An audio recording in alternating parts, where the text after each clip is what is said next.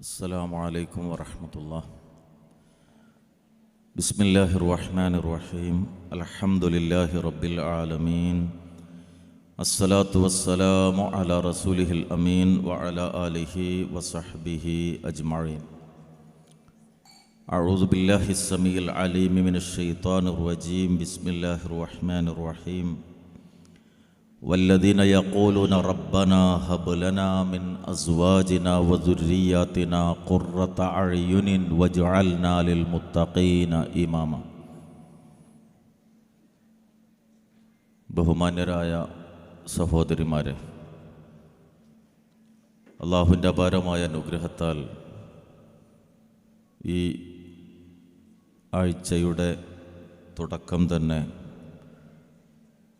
ഇത്തരത്തിലുള്ള മഹത്തരമായ ഒരു ഇൽമിൻ്റെ സദസ്സിൽ ഒരുമിച്ച് കൂടാൻ നമുക്ക് ഭാഗ്യം ലഭിച്ചിരിക്കുകയാണ്.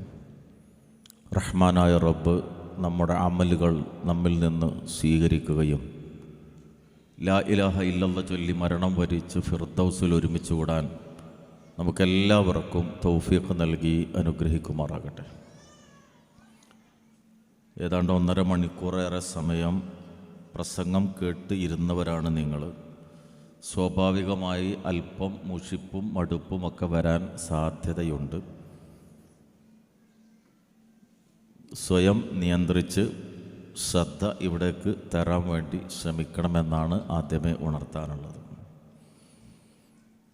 ഞാനിവിടെ ചില കാര്യങ്ങൾ പറയുമ്പോൾ സ്വാഭാവികമായി പലതും നിങ്ങളുടെ മനസ്സിലേക്ക് കടന്നു വരും. ഇതൊക്കെ ആണുങ്ങളോടുകൂടി പറയേണ്ടതല്ലേ എന്നുള്ളത്. ആണുങ്ങളോട് പറയേണ്ടുന്നത് തീർച്ചയായും ആണുങ്ങളുള്ള വേദിയിൽ വെച്ച് തന്നെ നമ്മൾ പറയും. ഇത് സ്ത്രീകൾക്ക് വേണ്ടിയുള്ള ഒരു പ്രോഗ്രാം ആയതുകൊണ്ട് സ്ത്രീകൾ ശ്രദ്ധിക്കൽ ആവശ്യമായ നമ്മുടെ ജീവിതവുമായി ബന്ധപ്പെട്ട ചില കാര്യങ്ങളാണ് സംസാരിക്കാൻ വേണ്ടി എന്നോട് നിർദ്ദേശിച്ചിട്ടുള്ളത്. ഡോക്ടർ മുഹമ്മദ് കുട്ടി സാഹിബ് ഇവിടെ സൂചിപ്പിച്ച പോലെ റഹ്മാനായ റബ്ബ് നമ്മുടെ ഓരോരുത്തരുടെയും ജീവിതത്തിൽ നമുക്ക് നൽകിയിട്ടുള്ള അള്ളാഹുവിൻ്റെ റഹ്മത്ത്, അവൻ്റെ കാരുണ്യം അതിവിശാലമാണ്.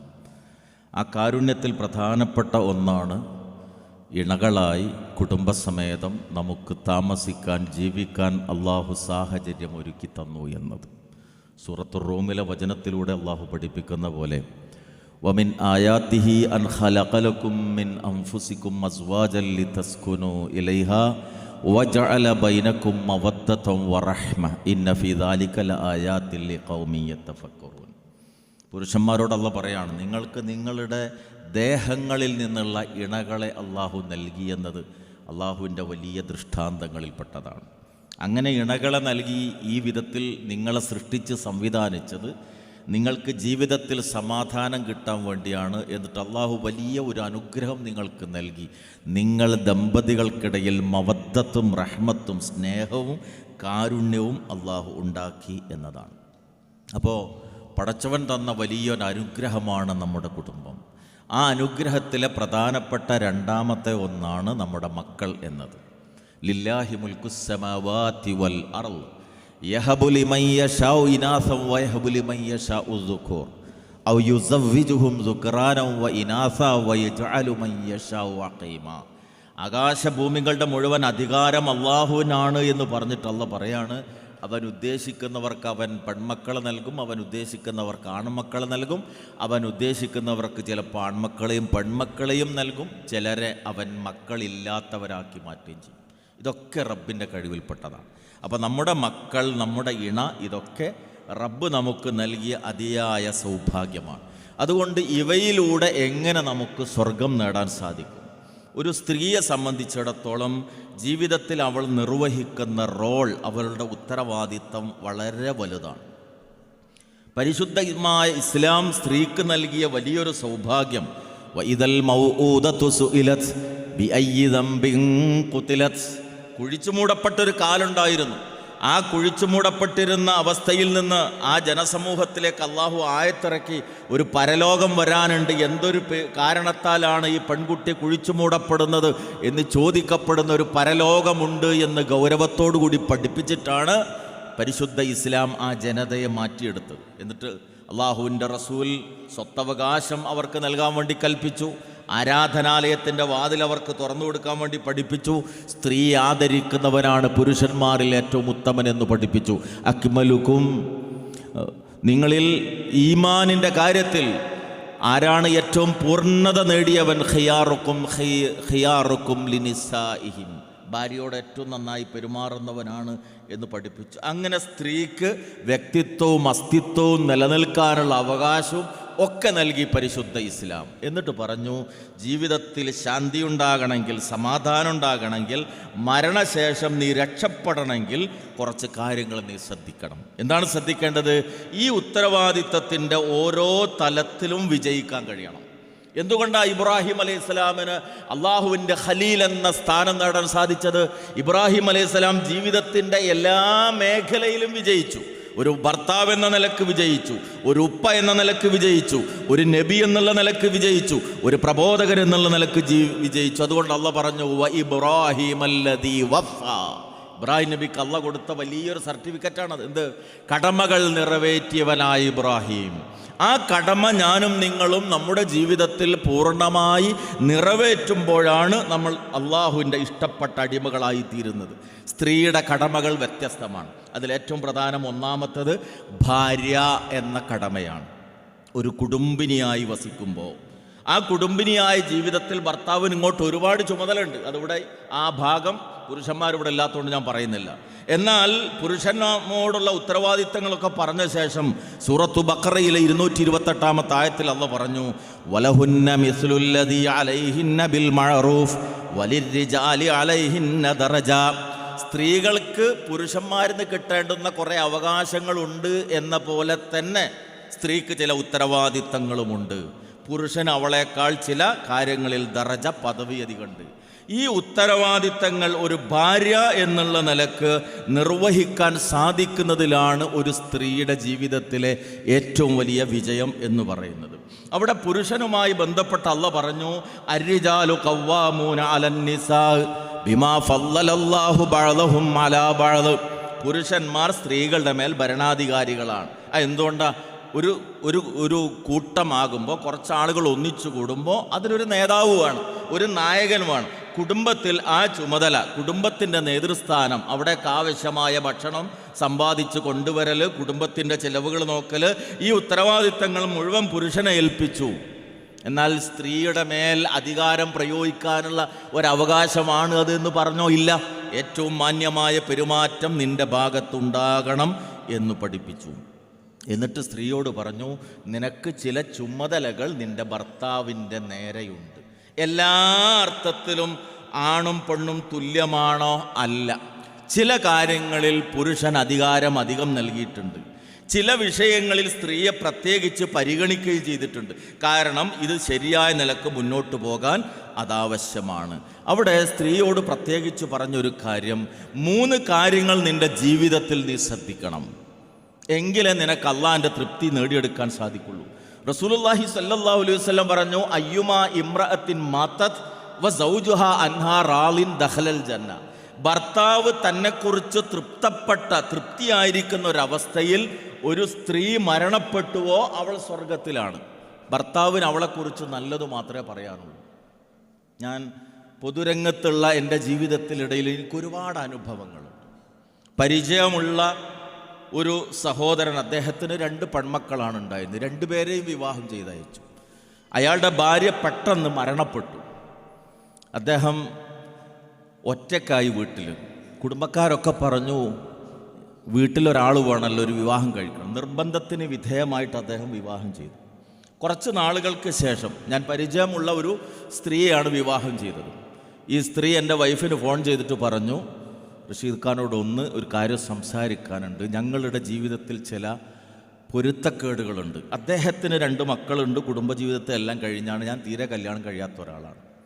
അപ്പോൾ അദ്ദേഹമായിട്ടൊന്ന് സംസാരിക്കണം. ഞാൻ അദ്ദേഹമായിട്ട് സംസാരിച്ചപ്പോൾ അയാളുടെ കണ്ണിൽ നിന്ന് കണ്ണീർ ഇങ്ങനെ അടർന്നു വീണു. എന്നിട്ട് എന്നോട് പറഞ്ഞു, റഷീദ് പറയുന്നതൊക്കെ എനിക്ക് മനസ്സിലായി, പക്ഷെ ഞാൻ എന്ത് ചെയ്യും? കാരണം എൻ്റെ ബെഡ്റൂമിലും എൻ്റെ ഡൈനിങ് ഹാളിലും എൻ്റെ അടുക്കളയിലും സുബൈദയല്ലാത്ത ഒരാൾ എനിക്ക് ഉൾക്കൊള്ളാൻ കഴിയുന്നില്ല. മരണപ്പെട്ട അദ്ദേഹത്തിൻ്റെ ഭാര്യതയെക്കുറിച്ച് പറയാണ്. അവളല്ലാത്ത വേറൊരാളെ പകരം എൻ്റെ അടുക്കളയിലും എൻ്റെ ബെഡ്റൂമിലും എൻ്റെ ഡൈനിങ് ഹാളിലും ഒന്നും എനിക്ക് ഉൾക്കൊള്ളാൻ പറ്റുന്നില്ല. അതാണ് പ്രശ്നം. ഞാൻ രണ്ടാമത് ഇവളെ വിവാഹം ചെയ്തു, എനിക്ക് ഉത്തരവാദിത്തമൊക്കെ എനിക്കറിയാം. പക്ഷെ എന്ത് ചെയ്യും, എൻ്റെ മനസ്സിൽ പകരം അവിടെ ഒരാളെ വെക്കാൻ കഴിയുന്നില്ല. കുറച്ച് കഴിഞ്ഞപ്പോൾ അത് പിരിഞ്ഞു പോയി. അതെന്താണത്? ദാമ്പത്യത്തിലെ സ്നേഹത്തിൻ്റെ ഏറ്റവും മൂർത്തമായൊരവസ്ഥയാണ്. എന്ന് പറഞ്ഞാൽ മനസ്സൊന്നാകുന്ന, ഹൃദയമൊന്നാകുന്ന, പകരം വെക്കാൻ മറ്റൊരാളെപ്പോലും സാധ്യമാകാത്ത അത്ര രൂഢമൂലമായിത്തീരുന്ന സ്നേഹം. മരണപ്പെട്ട് കഴിഞ്ഞാലും അവളെക്കുറിച്ച് ഭർത്താവിന് നല്ലതു മാത്രം പറയാനും ഓർക്കാനും സാധ്യമാകുന്ന നിലക്കുള്ളൊരു ബന്ധം. അങ്ങനെ ഒരു സ്ത്രീ മരിച്ചാൽ അവൾ സ്വർഗത്തിലാണ് എന്ന് റസൂലുള്ളാഹി സ്വല്ലല്ലാഹു അലൈഹി വസല്ലം പഠിപ്പിച്ചു. ലാ യഹില്ലു ലിൽ മർഅത്തി അൻ തസൂമ വസൗജുഹാ ഷാഹിദ് ഇല്ലാ ബിഇദ്നി വലാ തഅ്ദൻ ഫീ ബൈതിഹി ഇല്ലാ ബിഇദ്നി. സുന്നത്ത് നോമ്പിൻ്റെ കാര്യം പറഞ്ഞെടുത്ത് പറഞ്ഞു, അവൻ്റെ അനുമതി വേണം. വീട്ടിലേക്ക് മറ്റൊരാൾക്ക് പ്രവേശന അനുമതി കൊടുക്കണമെങ്കിൽ, വീട്ടിൽ നിന്ന് അവൾ പുറത്ത് പോകണമെങ്കിൽ അതിനൊക്കെ ഭർത്താവിൻ്റെ അനുമതി ആവശ്യമാണ്. അതുകൊണ്ട് ഇതൊരടിമത്തമാണോ? അല്ല, പിന്നെ അതൊരു ബാധ്യതാ നിർവഹണമാണ്. 3 സ്വഭാവങ്ങളാണ് റസൂലുള്ളാഹി സ്വല്ലല്ലാഹു അലൈഹി വസല്ലമ ഒരു സ്ത്രീയിൽ ഉണ്ടാകണമെന്ന് നിർബന്ധമായി പഠിപ്പിച്ചത്. അള്ളാഹുവിൻ്റെ റസൂൽ സല്ലല്ലാഹു അലൈഹി വസല്ലം സഹാബത്തിനോട് ചോദിക്കുകയാണ്, അലാ ഉഖ്ബിറുക്കും ബിഖൈരി മാ യക്നിസുൽ മറു. ഒരു മനുഷ്യൻ സമ്പാദിച്ചു വെക്കുന്ന സമ്പത്തിൽ ഏറ്റവും ഉത്തമമായത് ഏത് എന്ന് ഞാൻ നിങ്ങൾക്ക് പറഞ്ഞു തരട്ടെ. റസൂലിൻ്റെ വാക്കാണ്. ഒരു മനുഷ്യൻ്റെ സമ്പാദ്യത്തിൽ ഏറ്റവും ഉത്തമം അൽ മർഅത്തു സ്വാലിഹ, സൽവൃത്തയായ സ്ത്രീയാണ്. ബാങ്കിലെ കാശോ സമ്പാദ്യം ഒന്നുമല്ല. സ്വാലിഹത്തായ ഒരു പെണ്ണാണ് ഒരു പുരുഷൻ്റെ ഏറ്റവും വലിയ സമ്പാദ്യം. 3 ഗുണങ്ങൾ അവളിൽ ഉണ്ടെങ്കിൽ, ഒന്ന് ഇദാ നളർത ഇലൈഹാ സർറതുക, അവളുടെ മുഖത്ത് നോക്കിയാൽ നിനക്ക് ആനന്ദം ഉണ്ടാകും, കൺകുളിർമ ഉണ്ടാകും. ഏത് തിരക്കിലും ഏത് ക്ഷീണത്തിലും ആ മുഖം പ്രസന്നമായിരിക്കുക, ചിരിക്കുക, സന്തോഷിക്കുക, സന്തോഷം പകരുക. 2 വൈദ അമർത്ത താഴത്തുക, നീ എന്ത് കൽപ്പിച്ചാലും അതവൾ അനുസരിക്കും. 3 വൈദ ഗിബത്ത അൻഹ ഹഫ്ലത്തുക, നിന്റെ അസാന്നിധ്യത്തിൽ എന്തൊക്കെ കാത്തു സൂക്ഷിക്കേണ്ടതുണ്ടോ അതൊക്കെ അവൾ കാത്തു സൂക്ഷിക്കും. ഈ കാര്യങ്ങൾ 3ഉം ഒരു സ്ത്രീ ജീവിതത്തിൽ ശ്രദ്ധിച്ചാൽ ഈ ദുനിയാവിലെ ഏറ്റവും ഉത്തമമായ വിഭവമാണ് അവൾ എന്നാണ് പരിശുദ്ധ പ്രവാചകൻ സല്ലല്ലാഹു അലൈഹി വസല്ലം പഠിപ്പിച്ചത്. ഇവിടെ നമുക്കറിയാം, ഒരു സ്ത്രീയെ സംബന്ധിച്ചിടത്തോളം ചുമതല വളരെ കൂടുതലാണ്. ശമ്പളം കൊടുത്താൽ മതിയാകാത്ത ഒരു പണിയാണ് ഒരു പെണ്ണ് തൻ്റെ വീട്ടിൽ ചെയ്തുകൊണ്ടിരിക്കുന്നത്. നമുക്കറിയാം, സാധാരണ ഏത് ജോലി ചെയ്യുന്ന ആൾക്കും ഒരു സമയത്ത് ഒരു പണിയെടുക്കാൻ പറ്റുള്ളൂ. ഇപ്പം ഞാനൊക്കെ മൊബൈൽ ഇങ്ങനെ നോക്കുന്ന സമയത്ത് അല്ലെങ്കിൽ ബുക്കെടുത്ത് വായിക്കുമ്പോൾ ഭാര്യ വന്നിട്ട് ചായ വേണോ ചോറ് വേണോ എന്നൊക്കെ 2-3 തവണ ചോദിച്ചാൽ ചിലപ്പോൾ നമ്മൾ കേട്ടിട്ടുണ്ടാവില്ല. എന്നാൽ ഒരു സ്ത്രീ ഒന്നിലേറെ പണി ഒരേ സമയത്ത് എടുക്കും. അത് രാവിലെ നമുക്കൊരു അടുക്കളയിൽ ചെന്നാൽ കാണാം. സ്റ്റൗവിൻ്റെ മുകളിൽ അടുപ്പിൽ 2 പാത്രങ്ങൾ വെച്ചിട്ടുണ്ടാവും. അതിൽ ഇങ്ങനെ ഇട്ട് ഇളക്കുന്നുണ്ടാകും, വറക്കാൻ വേണ്ടി അല്ലെങ്കിൽ ചൂടാക്കാൻ വേണ്ടി, പാകം ചെയ്യാൻ വേണ്ടി. ആ സമയത്ത് നഴ്സറി പഠിക്കുന്ന കുട്ടി കുളിച്ച് വന്നിട്ടുണ്ടാവും. ഇടത്തെ കൈ കൊണ്ട് തല തുറത്തി കൊടുക്കുന്നുണ്ടാവും. അപ്പം തന്നെ വലത്തെ കൈ കൊണ്ട് ഒരു കൈയിൽ നിന്ന് മല്ലിപ്പൊടി എടുത്തിട്ട് അതവിടെ അടച്ചു വെച്ച് മറ്റേതിൽ മുളക് പൊടി എടുത്തിട്ട് അവിടെ 2 കൈ കൊണ്ട് ഒരേ സമയത്ത് ജോലി ചെയ്യുകയും. അങ്ങനെയൊക്കെ ചെയ്യുന്നതിനിടയിൽ ഒരു തമാശ പറയട്ടെ, ഭർത്താവിന് ഒരു ഫോണ് വന്നാൽ മൂപ്പരത് റൂമിൽ നിന്നാണോ അറ്റൻഡ് ചെയ്യുന്നത്, ആ ഫോൺ ഹലോ പറഞ്ഞ് വരാന്തയിലേക്ക് പോയിട്ടുണ്ടോ എന്നതുവരെ ഒരു പെണ്ണ് ശ്രദ്ധിക്കും. അത്ര കഴിവുള്ള ഒരു സ്ത്രീയാണ് ഒരു കുടുംബിനി എന്ന് പറയുന്നത്. പക്ഷെ ഇവിടെ ഈ തിരക്കുകളുടെയും ഈ ഉത്തരവാദിത്തങ്ങളുടെയും ഒക്കെ ഇടയിൽ ഒരു ശമ്പളം കൊടുത്താൽ മതിവരാത്ത അധ്വാനം, പ്രത്യേകിച്ച് ജോലി കൂടിയുള്ളൊരു പെണ്ണാണെങ്കിൽ പറയാനോ ഇല്ല. പക്ഷെ അതിനൊക്കെ ഇടയിൽ ഇണകൾ എന്നുള്ള നിലക്ക് നൽകേണ്ടുന്നതായ അവകാശങ്ങൾ നൽകുന്നിടത്ത് നമ്മൾ ഒരിക്കലും പരാജയപ്പെട്ടു പോകില്ല. നമ്മുടെ മനസ്സിൽ ചിലപ്പോൾ ടെൻഷൻ ഉണ്ടാകും. പക്ഷെ ആ ടെൻഷൻ നമ്മുടെ ഭർത്താവിൻ്റെ നേരെ, മക്കളുടെ നേരെ നമ്മൾ പ്രയോഗിക്കാൻ പാടില്ല. പുഞ്ചിരിച്ചുകൊണ്ട് സന്തോഷിപ്പിച്ചുകൊണ്ട് പരസ്പരം പെരുമാറുന്നൊരവസ്ഥ, അവിടെയാണ് റഹ്മത്തിൻ്റെ മലക്കുകളുടെ സാന്നിധ്യം ഉണ്ടാകുന്നത്. റഹ്മാനായ റബ്ബ് നമ്മളെക്കുറിച്ച് തൃപ്തിപ്പെടുന്നത്. അപ്പോൾ ഒരു ഭാര്യ എന്നുള്ള നിലക്ക് റസൂലുള്ളാഹി സ്വല്ലല്ലാഹു അലൈഹി വസല്ലം മറ്റൊന്നുകൂടി പറഞ്ഞു, ഇദാ ദഅ റജുലു ഇംറഅതഹു ഇലാ ഫിറാശിഹി ഫബാത ഗളബാൻ അലൈഹാ ലഅനത്ഹൽ മലായിക ഹത്താ തുസ്ബിഹ. ഭർത്താവ് ബെഡ്റൂമിലേക്ക് വിളിച്ചിട്ട് അവൾ ഉത്തരം ചെയ്തിട്ടില്ലെങ്കിൽ പ്രഭാതം വരെ മലക്കുകൾ അവൾക്കെതിരെ ശാപപ്രാർത്ഥന നടത്തിക്കൊണ്ടിരിക്കും എന്നൊക്കെ പറഞ്ഞത് ഈ പരസ്പരമുള്ള ബാധ്യതാ നിർവഹണത്തിൻ്റെ ഭാഗമാണ്. അവിടെ നമ്മൾ ഒരിക്കലും പരാജയപ്പെട്ടു പോകാൻ പാടില്ല. കാരണം ജീവിതത്തിൽ സന്തോഷവും ദുഃഖമൊക്കെ ഉണ്ടാവും. അത് മനസ്സറിഞ്ഞ് ഇഴുകിച്ചേർന്ന് പങ്കുവെക്കുന്നതിലാണ് ജീവിതത്തിൻ്റെ സന്തോഷവും ജീവിതത്തിൻ്റെ വിജയവും ഒക്കെ ഉള്ളത്. അപ്പോൾ ഒരു ഭാര്യ എന്നുള്ള നിലക്ക് എനിക്ക് ഇന്നേ വരെയുള്ള എൻ്റെ ജീവിതത്തിൽ വിജയിക്കാൻ സാധിച്ചിട്ടുണ്ടോ നമ്മളൊന്ന് ആലോചിക്കാം, ശരിക്കൊന്ന് ചിന്തിക്കാം. പ്രത്യേകിച്ചും നമുക്ക് ഇന്നത്തെ ഒരു സാഹചര്യത്തിൽ കാണാൻ സാധിക്കുന്ന ചില ഞാൻ ചിലത് പറയുമ്പോൾ നിങ്ങൾക്ക് ഇഷ്ടമില്ലാത്തത് പറയും കേട്ടോ, അതിലൊന്നും ഒരു സംശയം വേണ്ട. അത് നന്മ ഉദ്ദേശിച്ചു മാത്രമാണ്. നല്ല കുടുംബിനിയാണ് അവൾ, വനിതാ വിങ്ങിൻ്റെ നേതൃത്വത്തിലൊക്കെ ഉണ്ട്, എല്ലാ കാര്യത്തിലും മുന്നിലുണ്ട്. പക്ഷേ വീട്ടിലെ അവസ്ഥയിൽ ഒന്ന്, ഭർത്താവ് കല്യാണം കഴിഞ്ഞ കാലത്ത് തന്നെ ഗൾഫിൽ പോയതാണ്. അപ്പോൾ കാര്യങ്ങളൊക്കെ അവളാണ് നടത്തിക്കൊണ്ടുവന്നത്. പിന്നെ മക്കളും കാര്യങ്ങളൊക്കെ ആയപ്പോൾ മക്കളുടെ വിദ്യാഭ്യാസവും അതിനു വേണ്ടിയുള്ള യാത്ര ഒക്കെ അവളാണ് ചെയ്തത്. 30 കൊല്ലം കഴിഞ്ഞ് മൂപ്പര് നാട്ടിലേക്ക് വന്നു. വീട്ടിൽ വന്നു കഴിഞ്ഞാൽ അദ്ദേഹം ഒരു എടക്കാച്ചരക്ക് അല്ലെ മുടക്കച്ചരക്ക് എന്നൊക്കെ പറയുന്നൊരവസ്ഥ. ഇത് പല വീടുകളിലും, നല്ല ദീനീബോധമുള്ള ഭാര്യമാരുള്ള വീടുകളിലും നമ്മൾ കാണുന്നൊരവസ്ഥ. ഞാനൊരു 10 വർഷക്കാലത്തോളം ഗൾഫിൽ എൻ്റെ ജോലിയിൽ നിന്ന് ലീവ് എടുത്ത് ഗൾഫിൽ ജോലി ചെയ്ത ആളാണ്. ഗൾഫ് ജീവിതത്തിൻ്റെ എല്ലാ വശവും അനുഭവിച്ചറിയാൻ സാധിച്ചിട്ടുണ്ട്. കാരണം അവിടുത്തെ ഏറ്റവും വലിയ ദുരന്തപൂർണമായൊരു സ്ഥലം എന്ന് പറയുന്നത് ലേബർ ക്യാമ്പാണ്. 500-600 ദിർഹം റിയാലിന് പണിയെടുക്കുന്ന, രാവിലെ 3 മണിക്ക് എണീറ്റിട്ട് ആകെയുള്ള 4 ബാത്റൂം ഉണ്ടാകും, 2000-3000 തൊഴിലാളികളുണ്ടാകും. 2 മണിക്ക് 3 മണിക്ക് എണീറ്റ് ക്യൂ നിൽക്കണം ബാത്റൂമിൽ പോകാൻ. അങ്ങനെയുള്ള അധ്വാനം, പിന്നെ 48-50 ഡിഗ്രി ചൂടിലുള്ള പണി, ആകെ കിട്ടുന്നത് തുച്ഛമായ ശമ്പളം. ഇതിൽ നിന്ന് നാട്ടിലേക്ക് അയച്ചു കൊടുക്കാൻ UE എക്സ്ചേഞ്ചിൻ്റെ അല്ലെങ്കിൽ ഫോറിൻ എക്സ്ചേഞ്ചിൻ്റെ മുമ്പിൽ ഇതേ തൊഴിലാളികൾ ക്യൂ നിൽക്കുന്നത് ഞാൻ അവരുടെ കൂടെ താമസിച്ച് നേരിട്ട് അനുഭവിച്ച ഒരാളാണ്. ഒരിക്കൽ എൻ്റെ ഒരു സുഹൃത്ത് എന്നോട് പറഞ്ഞു, എൻ്റെ ഒരു നാട്ടുകാരനൊരു ഇക്കുണ്ട്, നമുക്കൊന്ന് കാണാൻ വേണ്ടി പോകണം. അങ്ങനെ മഗ്‌രിബിന് ശേഷം അദ്ദേഹം വണ്ടിയിട്ട് വന്നു കാണാൻ വേണ്ടി. ഞങ്ങൾ വളരെ യാത്ര ചെയ്ത് വിദൂരമായ സ്ഥലത്താണ്. ഒരു അറബി വീട്ടിലെ കുക്കാണ് ഈ മനുഷ്യൻ. അറബി വീടിൻ്റെ ഗേറ്റിൻ്റെ പുറത്ത് റോട്ടിൽ പലക കൊണ്ട് അടിച്ചുണ്ടാക്കിയ ഒരു റൂമിലാണ് ഇയാളുടെ താമസം. മെലിഞ്ഞൊട്ടിയ, കണ്ടാൽ ദയനീയത തോന്നുന്ന 60 വയസ്സിനടുത്ത് പ്രായമുള്ളൊരു മനുഷ്യൻ. ഞാൻ അയാളെ ശരിക്കൊന്ന് പരിചയപ്പെട്ടു, എന്താ കുടുംബാവസ്ഥ. അപ്പം അദ്ദേഹം പറഞ്ഞു, എനിക്ക് 7 പെൺമക്കൾ മാത്രമാണുള്ള, ആൺകുട്ടികളില്ല. ഞാൻ ഇവിടെ 32ാമത്തെ കൊല്ലമാണ് ഈ ഗൾഫിൽ ഈ അറബിയുടെ വീട്ടിൽ ഇവിടെ ജോലി ചെയ്യുന്നത്. 7 പെൺമക്കളിൽ 6 പേരെയും കെട്ടിച്ചയച്ചു. ഇനി ഒരു മോളോടുണ്ട് കല്യാണം കഴിയാൻ. ഓളെ കല്യാണം കൂടി കഴിഞ്ഞിട്ട് ഇത് നിർത്തി നാട്ടിലേക്ക് പോകണം എന്ന് ചിന്തിക്കുകയാണ് ഞാൻ ആലോചിച്ചു നോക്കി. ദാമ്പത്യ ജീവിതത്തിൻ്റെ സൗന്ദര്യം ആസ്വദിക്കാൻ ആ മനുഷ്യന് സാധിച്ചിട്ടുണ്ടാവുമോ? 2-3 കൊല്ലം കൂടുമ്പോൾ അറബി കൊടുക്കുന്ന ഒരു ഔദാര്യത്തിന് നാട്ടിൽ വന്നു പോകുന്ന ഒരു മനുഷ്യൻ. പക്ഷെ അവസാനം 10, 30, 35 കൊല്ലം കഴിഞ്ഞ് ഇയാൾ നാട്ടിലെത്തിയാൽ, വീട്ടിലെത്തിയ എന്താ അവസ്ഥ? ചുമച്ച് വാർദ്ധക്യത്തിൻ്റെ വേദനകളൊക്കെ അനുഭവിച്ച് ആ മനുഷ്യൻ വീട്ടിൽ ആർക്കും വേണ്ടാത്തവനായി ഒരു മുടക്കച്ചരക്കായിട്ട് അങ്ങനെ ജീവിക്കുകയാണ്. ഈ മനുഷ്യൻ പ്രവാസ ജീവിതത്തിൽ അനുഭവിച്ച ദുരന്തം എത്രയാണ്? വയനാട്ടുകാരൻ്റെ ഒരു സുഹൃത്തിൻ്റെ അനുഭവം ഞാൻ ഓർത്തു പോകുന്നു. ഷാർജ പള്ളിൻ്റെ മുമ്പിൽ ഒരു ബെഞ്ചുണ്ട്. ഷൂ അഴിച്ചിട്ട ആളുകൾക്ക് നമസ്കാരം കഴിഞ്ഞിട്ട് ഷൂ ഇടാൻ വേണ്ടി ഇരിക്കാൻ വേണ്ടിയിട്ട ബെഞ്ചാണ്. ഒരു സഹോദരൻ എന്നോട് പറഞ്ഞു, 3 മാസം ഈ ബെഞ്ചിൻ്റെ മുകളിൽ ഞാൻ കിടന്നുറങ്ങിയിട്ടുണ്ട്. ഈ പള്ളിൻ്റെ ബാത്റൂമിൽ വെച്ച് എൻ്റെ ഡ്രസ്സ് അലക്കിയിട്ടുണ്ട്. വിസ കാലാവധി തീർന്നു, കൈ കാശില്ല, നാട്ടിലെ പോകാൻ അവസ്ഥയില്ല, നാട്ടിലിതൊന്നും അറിയില്ല. സുഹൃത്തുക്കളിൽ നിന്ന് കടം വാങ്ങിയിട്ട് മുടക്കാതെ പൈസ ഞാൻ നാട്ടിലേക്ക് അയച്ചു കൊടുത്തിട്ടുണ്ട്. ഈ പണം കൊണ്ട് നാട്ടിൽ അടിച്ചുപൊളിച്ച് ജീവിക്കുന്ന സഹോദരി പക്ഷേ ഈ ദുരന്തം അറിഞ്ഞിട്ടുണ്ടാവില്ല.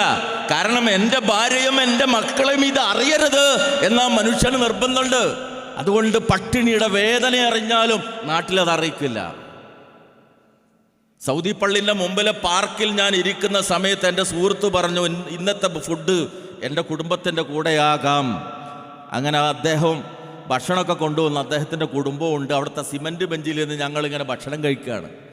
ഒരു മനുഷ്യൻ, മെലിഞ്ഞൊരു മനുഷ്യൻ ഇങ്ങനെ അടുത്ത് വന്നിട്ട് വയറിനിങ്ങനെ തട്ടിട്ട് കാണിച്ചു. ഒന്നും കഴിച്ചില്ല, 3 ദിവസമായി, പണിയില്ല. ആ സമയത്ത് എൻ്റെ സുഹൃത്ത് 5 കുബൂസുള്ള ആ കവർന്ന് 4 കുബൂസ് ഞങ്ങൾ കഴിച്ചിരുന്നു, ബാക്കി 1 കയ്യിലുണ്ട്. ആ ഒരു ബാക്കി വരുന്ന കുബൂസ് ഈ മനുഷ്യൻ്റെ കയ്യിലേക്ക് വെച്ചപ്പോൾ അതിങ്ങനെ 2 കൈയിലും ഉയർത്തിപ്പിടിച്ച് ആകാശത്തേക്ക് കണ്ണുയർത്തിയിട്ട് ആ മനുഷ്യൻ പൊട്ടി പൊട്ടി കരഞ്ഞു.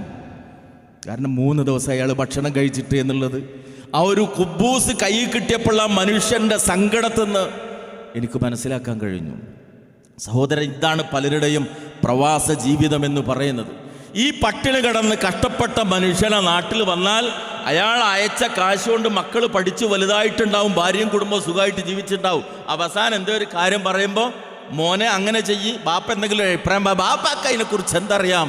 ഒരടക്കാച്ചരക്കായി മുടക്കാച്ചരക്കായി വീട്ടിലൊരു ഭാരമായി കഴിയാണ് 10, 30, 35 കൊല്ലം പ്രവാസ ജീവിതത്തിൻ്റെ ദുരിതം അനുഭവിച്ച മനുഷ്യൻ. ശ്രദ്ധിക്കണം സഹോദരിമാര്, ശ്രദ്ധിക്കണം മക്കളെ. അള്ളാന്റെ കോപം നമുക്ക് വരാൻ വേറൊരു കാരണവും വേണ്ടി വരില്ല. നമുക്ക് വേണ്ടി കഷ്ടപ്പെട്ട ഈ ഉപ്പമാരെ, നമുക്ക് വേണ്ടി കഷ്ടപ്പെട്ട ഈ ആങ്ങളമാരെ, നമുക്ക് വേണ്ടി കഷ്ടപ്പെട്ട ഈ പുതിയാപ്പിളമാരെ അവരെ പ്രയാസപ്പെടുത്തിയാൽ മതി. അതുകൊണ്ട് ആ രംഗത്ത് വളരെ ഗൗരവത്തോടുകൂടി വിഷയത്തെ നമ്മൾ കാണണം, മനസ്സിലാക്കണം. ഭാര്യ എന്ന ഉത്തരവാദിത്വത്തിൽ വിജയിക്കാൻ നമുക്ക് സാധിക്കണം. രണ്ടാമത്തെ സ്ത്രീയുടെ റോൾ ഉമ്മ എന്നുള്ളതാണ്. ലോകത്തെ ഏറ്റവും പവിത്രമായൊരു സ്ഥാനം. ലോകം കണ്ട ഏതു മഹാനും ഒരു ഉമ്മയുടെ മടിത്തട്ടിലാണ് വളർന്നു വന്നിട്ടുള്ളത്. അതുകൊണ്ട് ഉമ്മയുടെ സ്ഥാനം ചെറുതല്ല. അറബി കവി ഹാഫിൽ ഇബ്രാഹിം തർബിയത്തുൽ ബനാത്ത് എന്ന തൻ്റെ കവിതയിൽ പാടിയല്ലോ, അല്ലുമ്മു മദ്റസതുൻ ഇദാ അഅദത്തഹ അഅദത്ത ശഅബൻ ത്വയ്യിബൽ അഗ്റാഖി അൽ ഉമ്മു ഉസ്താദുൽ അസാതിദത്തിൽ ഉല ശഗലത് മആസിറഹും മദൽ ആഫാഖി. ഉമ്മ എന്ന് പറഞ്ഞ ഒരു വ്യക്തിയല്ല, അൽ ഉമ്മു മദ്റസ. ഉമ്മ ഒരു പാഠശാലയാണ്, ഒരു മദ്രസയാണ് ഉമ്മ, ഒരു സ്കൂളാണ് ഉമ്മ. അതുകൊണ്ട് ഇതാ അഅദത്തഹ അഅദത്ത ശഅബൻ ത്വയ്യിബൽ അഗ്റാഖ്. എന്തിനു വേണ്ടിയായി ഈ വനിതാ സമ്മേളനം വിളിച്ചു കൂട്ടിയത്? ഒരു സ്ത്രീ നന്നായി തീർന്നാൽ, ഒരു സ്ത്രീ അറിവ് നേടിയാൽ ഒരു വ്യക്തിയല്ല, ആഴത്തിൽ വേരുകളുള്ള ഒരു സമൂഹമാണ്. ആ സമൂഹത്തെയാണ് നീ നന്നാക്കുന്നത്. മാത്രമല്ല അൽ ഉമ്മു ഉസ്താദുൽ അസാതിദത്തിൽ ഉലാ, എല്ലാ ഉന്നതരായ ഉസ്താദുമാരുടെയും ഉസ്താദ് ഉമ്മയാണ്. ലോകം കണ്ട ഏത് ആലിമും ഒരു ഉമ്മയുടെ മടിത്തട്ടിലാണ് വളർന്നു വന്നത്. എല്ലാ ഉസ്താദുമാരുടെയും ഉസ്താദ് ഉമ്മയാണ്. ശഗലത് മആസിറഹും മദൽ ആഫാഖ്. ആ ഉമ്മയുടെ സ്വാധീനം ചക്രവാളങ്ങളോളം വിശാലമാണ്. അതുകൊണ്ടാണ് റസൂലുള്ളാഹി സ്വല്ലല്ലാഹു അലൈഹി വസല്ലമയുടെ മുമ്പിൽ വന്നിട്ട് ഒരു സഹാബി ചോദിക്കാണ്, എൻ്റെ ഉത്തമമായ സഹവാസം കൊണ്ട് ഏറ്റവും കടപ്പാട് എനിക്കാരോടാണ്? ഉമ്മുഖ, എൻ്റെ ഉമ്മയോടാണ്. അത് കഴിഞ്ഞാൽ പിന്നെ ഉമ്മുഖ. പിന്നെ ആരോടാണ് റസൂലെ? ഉമ്മുഖ. പിന്നെ ആരോടാണ് റസൂലെ? അബൂഖ. 3 തവണ ആവർത്തിച്ച് ഉമ്മയെക്കുറിച്ച് പറഞ്ഞ് 4ാമത്തെ തവണയാണ് ഉപ്പയെക്കുറിച്ച് റസൂലുള്ളാഹി സ്വല്ലല്ലാഹു അലൈഹി വസല്ലമ പഠിപ്പിക്കുന്നത്. എന്തേ കാരണം? ഞാനത് പറയേണ്ട ആവശ്യമില്ല. ഉമ്മമാരായ നിങ്ങളുടെ മുമ്പിൽ അത് പറയേണ്ടുന്ന ആവശ്യമില്ല. ഒരു സ്ത്രീയുടെ ജീവിതത്തിലെ ഏറ്റവും പ്രയാസമായ ഗർഭകാലം, അതിൻ്റെ വേദന, അതിൻ്റെ പ്രയാസം, ഹമലതുഹു കുർഹൻ വവളഅതുഹു കുർഹാ എന്നൊറ്റ വാക്കിൽ അല്ലാഹു അത് പഠിപ്പിച്ചു. പ്രയാസത്തോടെ ഗർഭം ചുമന്ന് പ്രയാസത്തോടുകൂടി പ്രസവം സഹിച്ച ഉമ്മ. അവിടെ തീരുന്നില്ല. നമ്മുടെ ആ ഉമ്മ ജീവിതത്തിൽ നമുക്ക് വേണ്ടി അനുഭവിച്ച ത്യാഗവും കഷ്ടപ്പാടും. ഒരു ഉമ്മ എന്നുള്ള നിലക്ക് ഇന്ന് നിങ്ങളോട് ഞാൻ പറയേണ്ട ആവശ്യമില്ല. മടിത്തട്ടിൽ ഒരാൾ കാഷ്ടിച്ചാൽ ഒരു വെറുപ്പില്ലാതെ ആ കാഷ്ടിച്ച ആളുടെ കവിളിൽ ഉമ്മ വെക്കാൻ ലോകത്തൊരൊറ്റ ആൾക്കേ സാധിക്കുള്ളൂ, അത് ഉമ്മാക്ക. കൊച്ചു കള്ള പറ്റിച്ചില്ല എന്നെ, കൊച്ചു കള്ളി എന്നെ പറ്റിച്ചല്ലോ എന്ന് പറഞ്ഞ് മടിയിൽ കാഷ്ടിച്ച മൂത്രമൊഴിച്ച കുഞ്ഞിൻ്റെ കവിളിൽ ഉമ്മ വെക്കാൻ ലോകത്ത് ഉമ്മാക്ക് മാത്രമേ സാധിക്കുള്ളൂ. അതുകൊണ്ട് സഹോദരിമാരെ, ഉമ്മ എന്നുള്ള ദൗത്യം വളരെ പ്രധാനപ്പെട്ടതാണ്. അവിടെ ഒരു സമൂഹത്തെ വാർത്തെടുക്കുന്ന, നന്നാക്കിയെടുക്കുന്ന വലിയ ഉത്തരവാദിത്തമാണ് നമ്മൾ നിർവഹിച്ചു കൊണ്ടിരിക്കുന്നത്. അള്ളാഹ് നമ്മുടെ കയ്യിൽ ഏൽപ്പിച്ചിരിക്കുകയാണ് നമ്മുടെ മക്കളെ. ഞാൻ നേരത്തെ പാരായണം ചെയ്ത ആയത്തിൽ അള്ളാഹ് പറഞ്ഞല്ലോ, ചിലർക്ക് പെൺമക്കളെ, ചിലർക്ക് ആൺമക്കളെ, ചിലർക്ക് രണ്ടും ചേർത്ത്. ഇത് നൽകിയിട്ടുണ്ടെങ്കിൽ ഈ കുട്ടികളിലൂടെ റബ്ബിൻ്റെ സ്വർഗം നേടുക എന്നതാണ് നമ്മുടെ ഉത്തരവാദിത്വം. അതിൽ ചില കാര്യങ്ങൾ നമ്മൾ ശ്രദ്ധിക്കൽ ആവശ്യമാണ്. കുഞ്ഞുങ്ങൾ വളർന്നു വരുന്ന ഓരോ ഘട്ടത്തിലും ആ വളർച്ചാ പ്രായത്തിൻ്റെ പ്രത്യേകതകൾ അറിഞ്ഞ് നമ്മൾ മനസ്സിലാക്കണം. ഒന്ന്, നമുക്കറിയാം, ഒരു കുട്ടിയുടെ പഠനം ഇന്ന് ആരംഭിക്കുന്നത് എപ്പോഴാണ്? 4-ാമത്തോ 5-ാമത്തോ വയസ്സിലല്ല, ഉമ്മയുടെ വയറ്റിലായിരിക്കുമ്പോഴാണെന്നാണ് ആധുനിക ശാസ്ത്രം അങ്ങനെ പറയുന്നത്. പുറത്തൊരു ശബ്ദം കേട്ടാൽ അത് ഒരു ബഹളമാണോ, അതൊരു നല്ല ചർച്ചയാണോ, സംസാരമാണോ എന്ന് വരെ ഉമ്മയുടെ വയറ്റിൽ കിടക്കുന്ന കുട്ടിക്ക് തിരിച്ചറിയാൻ പറ്റുമെന്നാണ് ആധുനിക ശാസ്ത്രം പറയുന്നത്. അത്രയേറെ ഉമ്മയായിട്ട് ബന്ധമുണ്ട്. അതുകൊണ്ടാണ് ഡോക്ടർമാർ പറയുന്നത് ഗർഭിണിയായ സ്ത്രീ ടെൻഷൻ അനുഭവിക്കാൻ പാടില്ല. ഭർത്താക്കളോട് പറയും പ്രയാസപ്പെടുത്താൻ പാടില്ല. കാരണം ഗർഭകാലത്തുള്ള മനസ്സംഘർഷങ്ങൾ പോലും വയറ്റിൽ കിടക്കുന്ന കുഞ്ഞിനെ ബാധിക്കും. അത്ര നേരത്തെ കുഞ്ഞിൽ ഉമ്മ സ്വാധീനം ചെലുത്തിക്കൊണ്ടിരിക്കുന്നുണ്ട്. അപ്പോൾ ജനിച്ചു വീഴുന്നതോടുകൂടി ആ പഠന പ്രക്രിയ തുടർച്ചയായി മുന്നോട്ട് പോവുകയാണ്. അപ്പോൾ എന്തു വേണം? കുട്ടി കേൾക്കുന്നതും പഠിക്കുന്നതും മനസ്സിലാക്കുന്നതും ഒക്കെ നല്ലതാകണം. കാണുന്നതും അനുഭവിക്കുന്നതും ഒക്കെ നല്ലതാകണം. ഉമ്മയുടെ കയ്യിലാണ് പൂർണ്ണമായി കുഞ്ഞുള്ളത്. അതിന് ചില കാര്യങ്ങൾ ശ്രദ്ധിക്കാൻ റസൂലുള്ളാഹി സ്വല്ലല്ലാഹു അലൈഹി വസല്ലം പറഞ്ഞു. ഒന്ന്, സ്നേഹം. അപ്പോൾ പ്രത്യേകം എന്ത് പറയാനാ? മക്കളോട് സ്നേഹമില്ലാത്തവരെ നിങ്ങളിപ്പം വന്നിട്ട് മക്കളെ സ്നേഹിക്കണം എന്ന് പറയാൻ അല്ല, സ്നേഹമുണ്ട്. പക്ഷേ നമുക്കതുണ്ട് എന്ന് പലപ്പോഴും മക്കളെ ബോധ്യപ്പെടുത്തി കൊടുക്കാൻ കഴിയാറില്ല. അപ്പോൾ ഞാൻ ഈ കൗൺസിലിങ്ങിൻ്റെ ഭാഗമായിട്ടൊക്കെ പലപ്പോഴും കൗമാരക്കാരായ കുട്ടികളായിട്ട് ദീർഘനേരം സംസാരിക്കാൻ അവസരം ഉണ്ടാവും. അപ്പോൾ അവരോട് ചോദിക്കൂ, ഉപ്പയോടാണോ ഉമ്മയോടാണോ ഇഷ്ടം? അപ്പോൾ കുട്ടികൾ ആദ്യം പറയും രണ്ടാളെ ഇഷ്ടമാണെന്ന് പറയും. പിന്നെ ഒന്നുകൂടി ചോദിക്കും, എന്നാലും ചെറിയൊരു വ്യത്യാസമല്ലേ അതിൽ, ആരോടാ ഇഷ്ടം കൂടുതൽ? ക്ഷമിക്കണം, വെറുപ്പ് തോന്നരുത്. അപ്പോൾ മക്കൾ പറയും ഉപ്പാനോടാണ് അധികം ഇഷ്ടം. അപ്പോൾ എന്താ ഉമ്മാനോട് ഇഷ്ടം കുറയാൻ കാരണം? അപ്പോൾ കുട്ടി പറയും ഉമ്മ വെറുപ്പിക്കലാണ്. ശരിയല്ലേ? നിങ്ങൾക്കൊക്കെ അനുഭവമുണ്ടോ? അപ്പോൾ എന്ത് ചെയ്താൽ അങ്ങനെ ആവാൻ കാരണം? ഉപ്പ രാവിലെ ജോലിക്ക് അങ്ങ് പോകും, ചോദിക്കുന്ന പൈസ കൊടുക്കും. ഉമ്മ അങ്ങനെയല്ല, ബുക്ക് എടുക്കടാ, വായിക്കടാ, പരീക്ഷ തുടങ്ങിയില്ല, ബാങ്ക് കേട്ടില്ല, നിസ്കരിക്കടാ പോയി. ഈ ഉപദേശം കൂടുതൽ കേൾക്കുക ഉമ്മമാരിൽ നിന്നാണ്. അതുകൊണ്ട് ഉമ്മ ഒരു വെറുപ്പിക്കലായിട്ട് പലപ്പോഴും അവർക്ക് അനുഭവപ്പെടുകയാണ്. ഈ ഉമ്മ കഷ്ടപ്പെടുന്നതൊക്കെ തനിക്ക് വേണ്ടിയാണ് എന്ന് മക്കൾക്ക് മനസ്സിലാക്കാൻ സാധിക്കുന്നില്ല. അതുകൊണ്ടാണ് റസൂലുള്ളാഹി സ്വല്ലല്ലാഹു അലൈഹി വസല്ലം പറഞ്ഞത്, സ്നേഹം എന്നത് പ്രകടിപ്പിക്കപ്പെടണം. അവിടെ ചേർത്ത് പിടിക്കലിന്, തലോടലിന്, ആശ്വാസം നൽകലിന് വലിയ പങ്കുണ്ട്. അതേത് പ്രായത്തിലും. ഇപ്പോൾ കുട്ടികളെ ശ്രദ്ധിച്ചാൽ നിങ്ങൾക്ക് കാണാം, ചെറിയ പ്രായത്തിലൊക്കെ ഉള്ള കുട്ടികൾ, ഇപ്പോൾ നിങ്ങളൊക്കെ കൂടെ വന്നിട്ടുണ്ടെങ്കിൽ ഇങ്ങനെ ഓടുമ്പോൾ നടക്കുമ്പോൾ ഒന്ന് വീണാൽ അവരവിടെ കിടന്ന് കരയും. നിങ്ങൾ ശ്രദ്ധിച്ചിട്ടില്ലെങ്കിൽ എങ്ങനെ കരഞ്ഞോളൂ. നിങ്ങൾ ഓടിച്ചെന്ന് ഒന്ന് വാരിയെടുത്താൽ കരച്ചിൽ കുറയും.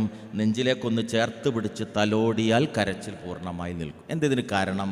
ആ തലോടലിലൂടെ ഒരു സുരക്ഷിതത്വ ബോധം ഈ കുട്ടിയിലേക്ക് കൈമാറ്റം ചെയ്യപ്പെട്ടിട്ടുണ്ട്. അതാണ് ആ സ്പർശനത്തിൻ്റെ പ്രത്യേകത. ആ തലോടലിന്, ആ ചേർത്തുപിടിക്കലിന് ആ പ്രായത്തിൽ മാത്രമല്ല, എത്ര വലുതായാലും അതിനതിൻ്റേതായ സ്വാധീനമുണ്ട്. മനഃശാസ്ത്രത്തിൽ അതിന് പറയുന്ന പേര് വി ഫീലിംഗ് അല്ലെങ്കിൽ പൊസസീവ്നെസ് എന്ന് പറയും, എൻ്റേത് എന്നുള്ള. അതുകൊണ്ടാണല്ലോ ഒരു സ്ത്രീയുടെ ജീവിതത്തിലെ ഏറ്റവും വലിയ സന്തോഷത്തിൻ്റെ ദിവസം ഏതാണ്? കല്യാണത്തിൻ്റെ ദിവസം. കല്യാണ ദിവസം ഒരു പെൺകുട്ടി വീട്ടിൽ നിന്ന് ഇറങ്ങിപ്പോകുമ്പോൾ എങ്ങനെ കരഞ്ഞുകൊണ്ടാണ് പോകുന്നത്. അതെന്തുകൊണ്ടാണ്? ഉമ്മയെ പിരിഞ്ഞു പോകുമ്പോൾ, ഉപ്പയെ പിരിഞ്ഞു പോകുമ്പോൾ ഉണ്ടാകുന്ന പ്രയാസമാണ്. അപ്പോൾ അതെന്തുകൊണ്ടാണ്? ജീവിതത്തിൽ അനുഭവിച്ച എൻ്റെ ഉപ്പ, എൻ്റെ ഉമ്മ എന്ന് പറയുന്ന ഒരു വികാരമാണ്. അവിടെ ഭർത്താവിൻ്റെ വീട്ടിലെത്തിയാലും അമ്മായിയും ഇത്തിരി കടുപ്പം കൂടുതലുണ്ടെങ്കിൽ, മൂത്തച്ചി കുറച്ച് കുത്തുവാക്കൊക്കെ പറയുന്നുണ്ടെങ്കിൽ, ആ പ്രയാസമൊക്കെ ആരോടാ പറയുക? ഫോൺ ചെയ്തിട്ട് ഉമ്മയോടാണ് പറയുക. കാരണം ജീവിതത്തിൽ ഇത് തൻ്റെ പ്രശ്നങ്ങൾ ഇറക്കി വെക്കാനും തൻ്റേതെന്ന് പറയാനും ഒരു കേന്ദ്രമുണ്ടാവുക എന്നത് മനുഷ്യനെ സംബന്ധിച്ചിടത്തോളം വളരെ പ്രധാനമാണ്. മക്കൾക്കത് ഏറ്റവും കൂടുതലായുള്ളത് ഉമ്മയുമായിട്ടാണ്. ആ ഒരു ചേർത്തുപിടിക്കൽ, ആ തലോടൽ ജീവിതത്തിൽ എല്ലാ കാലത്തും ഉണ്ടാകേണ്ടതാണ്. മഹാനായ റസൂലുള്ളാഹി സ്വല്ലല്ലാഹു അലൈഹി വസല്ലം എല്ലാത്തിലും മാതൃകയാണ്. അവിടുന്ന് വഫാത്താകുന്നതിൻ്റെ 5 ദിവസങ്ങൾക്ക് മുമ്പ് പ്രിയപുത്രി ഫാത്തിമ റളിയല്ലാഹു തആല അൻഹയെ സമീപത്ത് വിളിക്കുകയാണ്. എന്നിട്ട് ചേർത്ത് പിടിച്ച് തന്നിലേക്ക് അടുപ്പിച്ച് നിർത്തിയിട്ട് പറയാണ്, ഫാത്തിമ ത്വഖിത്വത്ത് കബിദി, എൻ്റെ കരളിൻ്റെ കഷ്ടമാണ് ഫാത്തിമ. എന്നിട്ട് ഒരുപാട് ഉപദേശം നൽകുകയാണ്. യാ ഫാത്തിമ അൻകിദി നഫ്സകി മിനന്നാർ, മോളെ ഫാത്തിമ, നരകത്തിൽ നിന്ന് നീ നിൻ്റെ ദേഹത്തെ കാത്തുകൊള്ളണം മോളെ. +1 മകളെ ദൂരെയുള്ള ഒരു സ്കൂളിൽ ചേർക്കുമ്പോൾ, അല്ലെങ്കിൽ ബിടെക്കിന് പറഞ്ഞയക്കുമ്പോൾ ഇങ്ങനെ ചേർത്ത് പിടിച്ചൊരു ഉപദേശം നടത്തി ഹോസ്റ്റലിലേക്കാണ് പോകുന്നത്. മോളെ, നിസ്കാരം മുടങ്ങരുത് കേട്ടോ. ഉമ്മാൻ്റെ അടുത്ത് നിന്ന് ഇതുവരെ നടത്തിയ ഖുർആനോത്ത് അതിന് മുടങ്ങിപ്പോകരുത് കേട്ടോ. മോനെ ശ്രദ്ധിക്കണം കേട്ടോ. ഹോസ്റ്റൽ ജീവിതത്തിൽ മയക്കുമരുന്നും എല്ലാ ദുശ്ശീലമുള്ള കുട്ടി ഉണ്ടാകും. ഉമ്മാൻ്റെ കുട്ടി അതിൽ ചേർന്ന് പോകരുത് കേട്ടോ എന്നിങ്ങനെ ഒന്ന് ചേർത്ത് പിടിച്ച് പറഞ്ഞു കൊടുത്തൊരനുഭവം നമ്മുടെ ജീവിതത്തിലുണ്ടോ? ഇത് വളരെ പ്രധാനമാണ്. ഈ ദൗത്യം, ഈ ഉത്തരവാദിത്വം ഏറ്റവും പ്രധാനമായി നിർവഹിക്കാനുള്ളത് ഉമ്മമാർക്ക്. അതുകൊണ്ടാണ് റസൂൽ പറഞ്ഞത് നിങ്ങളത് പ്രകടിപ്പിക്കണം. എൻ്റെ മനസ്സിൽ വലിയ സ്നേഹമാണ് എന്ന് പറഞ്ഞാൽ പോരാ, ആ സ്നേഹം മക്കളുമായുള്ള, ഭർത്താവുമായുള്ള പെരുമാറ്റത്തിൽ പ്രകടമായി തീരണം എന്നതാണ്. പുതിയൊരു തലമുറയെ സംബന്ധിച്ചിടത്തോളം നമുക്കിവിടെ ഉത്തരവാദിത്തങ്ങൾ വളരെ വർദ്ധിക്കുകയാണ്. പ്രത്യേകിച്ചും 2019 ശേഷം നമ്മുടെ മക്കളിലുണ്ടായ മാറ്റം നമുക്കറിയാം എല്ലാ അർത്ഥത്തിലും. ഞാൻ ഇന്നലെ ബാലുശ്ശേരിത്തെ എൻ്റെ ഖുർആൻ ക്ലാസ്സിൽ അത് കുറേ അനുഭവങ്ങൾ പങ്കുവച്ചു. അവിടെയുള്ള സഹോദരിമാർ പലരും ഇവിടെ ഉണ്ട്, എനിക്കറിയാം. വളരെ ദുഃഖകരമായ ഒരവസ്ഥയിലേക്കാണ് പുതിയ തലമുറ പോയിക്കൊണ്ടിരിക്കുന്നത്. ഒന്ന്, അവരുടെ ഡ്രസ്സ് നമ്മൾ പറയുന്ന മാതിരിയല്ല. ഇന്ന് മാന്യമായൊരു വസ്ത്രം നമ്മുടെ മകൾക്ക് വാങ്ങണമെന്ന് കരുതിയിട്ട് ഒരു തുണിക്കടയിൽ ചെന്നാൽ അങ്ങനെ നല്ലതൊന്ന് കിട്ടാൻ പ്രയാസമാണ്. കച്ചവടക്കാർ പറയും ഇപ്പം ഈ ടൈപ്പേ ഉള്ളൂ, ഇതാണ് ട്രെൻഡ്, ഇതേ വാങ്ങാൻ കിട്ടുള്ളൂ. ഇപ്പോൾ ആ വിധത്തിലായി മാർക്കറ്റ്. അവരുടെ വസ്ത്രം അങ്ങനെ, അവരുടെ പെരുമാറ്റം അങ്ങനെ. നിയന്ത്രണം നമുക്ക് നഷ്ടപ്പെട്ടു പോയിക്കൊണ്ടിരിക്കുകയാണ് എല്ലാ അർത്ഥത്തിലും. പെൺകുട്ടികൾ വളരെ അപകടകരമായൊരവസ്ഥയിലേക്ക്, അങ്ങേയറ്റത്തെ സ്വാതന്ത്ര്യം, ലിബറലിസം അവരുടെ തലക്ക് പിടിച്ചിട്ട്. ഇപ്പോൾ ഈ പലപ്പോഴും ഈ പൊതുപ്രവർത്തനക്കാരൊക്കെ ഇടപെടുമ്പോൾ ചിലരൊക്കെ ഏൽപ്പിക്കും മോൾക്കൊരു കല്യാണം അല്ലെ മോനൊരു കല്യാണം എന്നുള്ളതൊക്കെ. അപ്പം നമ്മൾ ആ വിഷയത്തിൽ ഇടപെടുമ്പോൾ ഇപ്പോൾ തോന്നിയിട്ടുള്ള, കണ്ടിട്ടുള്ളൊരു കാര്യം എന്താണെന്ന് വെച്ചാൽ, പല പെൺകുട്ടികളും ഇപ്പോൾ എനിക്കുണ്ട് മകൾ, ആ അനുഭവങ്ങളൊക്കെ വെച്ചിട്ടാണ് ഞാൻ പറയുന്നത്. നമ്മുടെ പെൺമക്കളൊക്കെ ഇപ്പോൾ പൊതുവെ ഉള്ളൊരു ധാരണ, നിങ്ങൾ പെൺകുട്ടികളായിട്ടുള്ള അഭിപ്രായം അന്വേഷിച്ചറിയും, സമപ്രായക്കാരെയാണ് അവർ ഇഷ്ടപ്പെടുന്നത്. ഇപ്പം കല്യാണത്തിൻ്റെ കാര്യം പറയും, എനിക്ക് 24 വയസ്സായി, പഠിപ്പൊക്കെ കഴിഞ്ഞ് ഒരു 24-25 വയസ്സുള്ള ഒരു ചെറുക്കൻ. പല പെൺകുട്ടികൾ തുറന്ന് പറയും, എന്തേ അങ്ങനെ നിൻ്റെ സമപ്രായക്കാരെന്ന് പറയാൻ കാരണം, പണ്ടത്തെ മാതിരി 10 വയസ്സ് ഏറെയുള്ള ആളാണെങ്കിലും മൂപ്പര് വേഗം വയസ്സാവും, ഞാൻ നോക്കേണ്ടി വരും.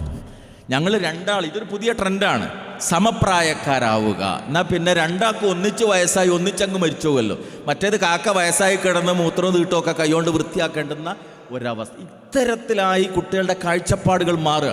പിന്നെ ഞങ്ങൾ പെൺകുട്ടികൾ ഞങ്ങളങ്ങനെ കീഴ് നിൽക്കേണ്ടുന്നവരാണോ? ഇതൊക്കെ തുല്യമായിട്ട് പങ്കുവെക്കേണ്ടതല്ലേ എന്നുള്ള നിലക്ക് പുതിയ ലിബറലിസത്തിൻ്റെ സ്വാധീനം അങ്ങേയറ്റം നമ്മുടെ മക്കളിൽ എത്തിച്ചേർന്നിരിക്കുകയാണ്. അത് കുടുംബങ്ങളിലൊക്കെ അനുഭവിച്ചു തുടങ്ങിയിട്ടുണ്ട് എല്ലാ രംഗത്തും. അമ്മായിമ്മ മരുമകളിലേക്ക് വരുമ്പോൾ ഇൻഷാ അല്ലാഹ് നമുക്ക് വിശദമായിട്ട് പറയാം. അപ്പോൾ മക്കളെ ഈ രൂപത്തിൽ കാലം മാറ്റിക്കൊണ്ടിരിക്കുമ്പോൾ നമുക്ക് ചില റോളുകൾ ഇവിടെ ഇല്ലേ ഉമ്മമാർ? തീർച്ചയായിട്ടും. എന്താ ജീവിതം എന്ന് പറഞ്ഞു കൊടുക്കാൻ, എന്താണ് അവസ്ഥകളെന്ന് ബോധ്യപ്പെടുത്താൻ. നമ്മൾ പിന്നീട് ഖേദിച്ചിട്ട് കാര്യം ഉണ്ടാകില്ല. അന്യമതസ്ഥൻ്റെ കൂടെ നിക്കാഹിൻ്റെ തലേന്ന് അന്യമതസ്ഥൻ്റെ കൂടെ ഒളിച്ചോടിപ്പോയ പെൺമക്കളെക്കുറിച്ച് ഓർത്ത് വിലപിക്കേണ്ടി വരുന്ന രക്ഷിതാക്കളുടെ എണ്ണം വർദ്ധിക്കുകയാണ്. അള്ളാഹു നമ്മയും നമ്മുടെ മക്കളെയും കാത്തുരക്ഷിക്കുമാറാകട്ടെ. അവിടെയൊക്കെ വളരെ പ്രധാനമായൊരു കാര്യം, ഈ അഫെയർ പ്രശ്നമൊക്കെ കൂടുതലുണ്ടായ പല കേസുകളിൽ ഇടപെട്ടപ്പോൾ മനസ്സിലായൊരു കാര്യം, മാതാപിതാക്കളും ഈ കുട്ടികളും തമ്മിലുള്ള തുറന്ന ചർച്ചയും സംസാരമൊക്കെ കുറവുള്ള വീടുകളിലെ കുട്ടികളാണ് പലപ്പോഴും അത്തരം പ്രശ്നങ്ങളിൽ പെട്ടുപോകാറുള്ളതാണ്.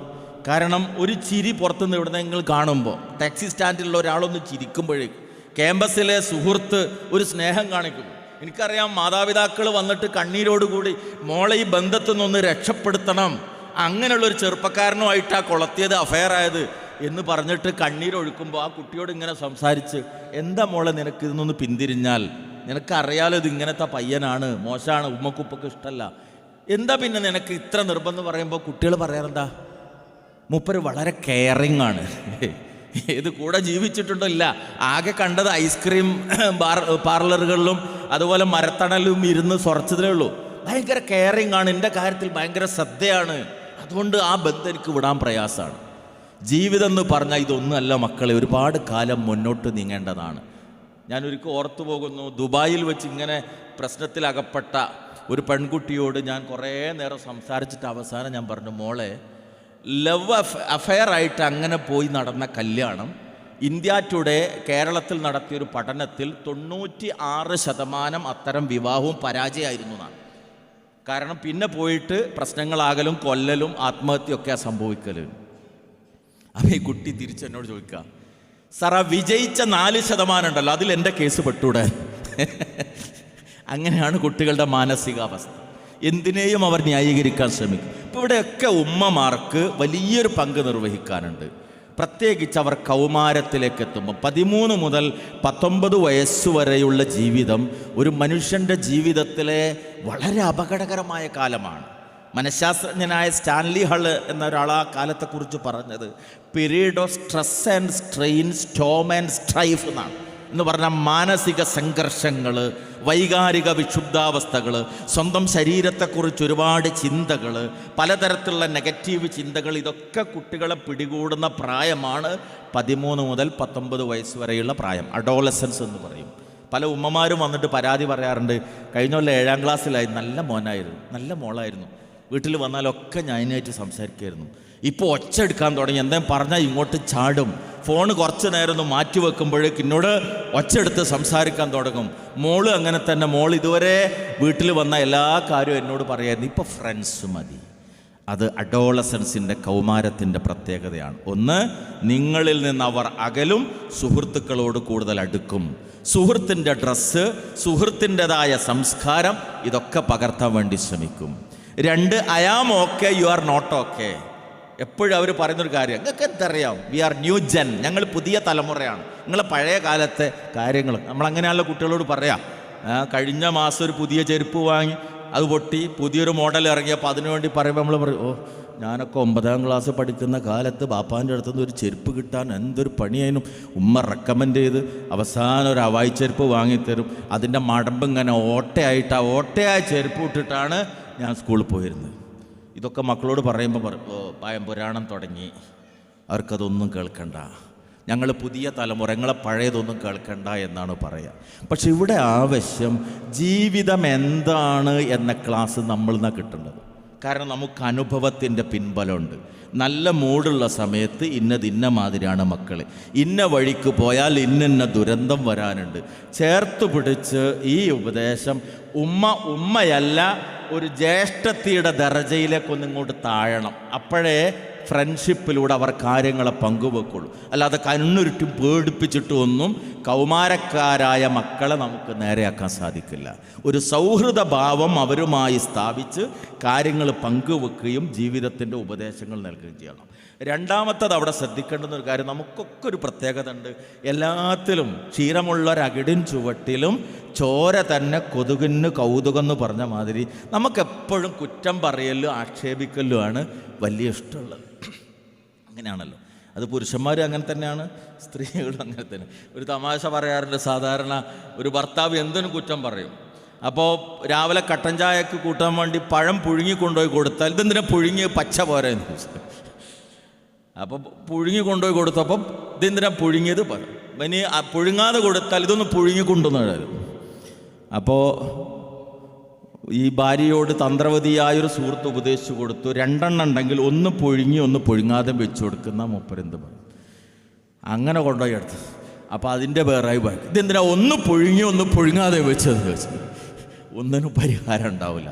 ഈ പരാതി പറയുന്ന ആളുകളും കുറ്റപ്പെടുത്തുന്ന ആളുകൾക്ക് എല്ലാ കാര്യത്തിലും അങ്ങനെ തന്നെ ഉണ്ടാവുക. ഇതൊരു നല്ല ഗുണമല്ല ജീവിതത്തിൽ.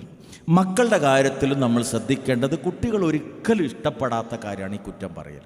ഇപ്പോൾ പ്രത്യേകിച്ച് കൗമാരപ്രായത്തിലെത്തുമ്പോൾ മക്കളെക്കുറിച്ച് ഒരുപാട് പരാതികൾ ഉമ്മമാർക്കുണ്ടാകും.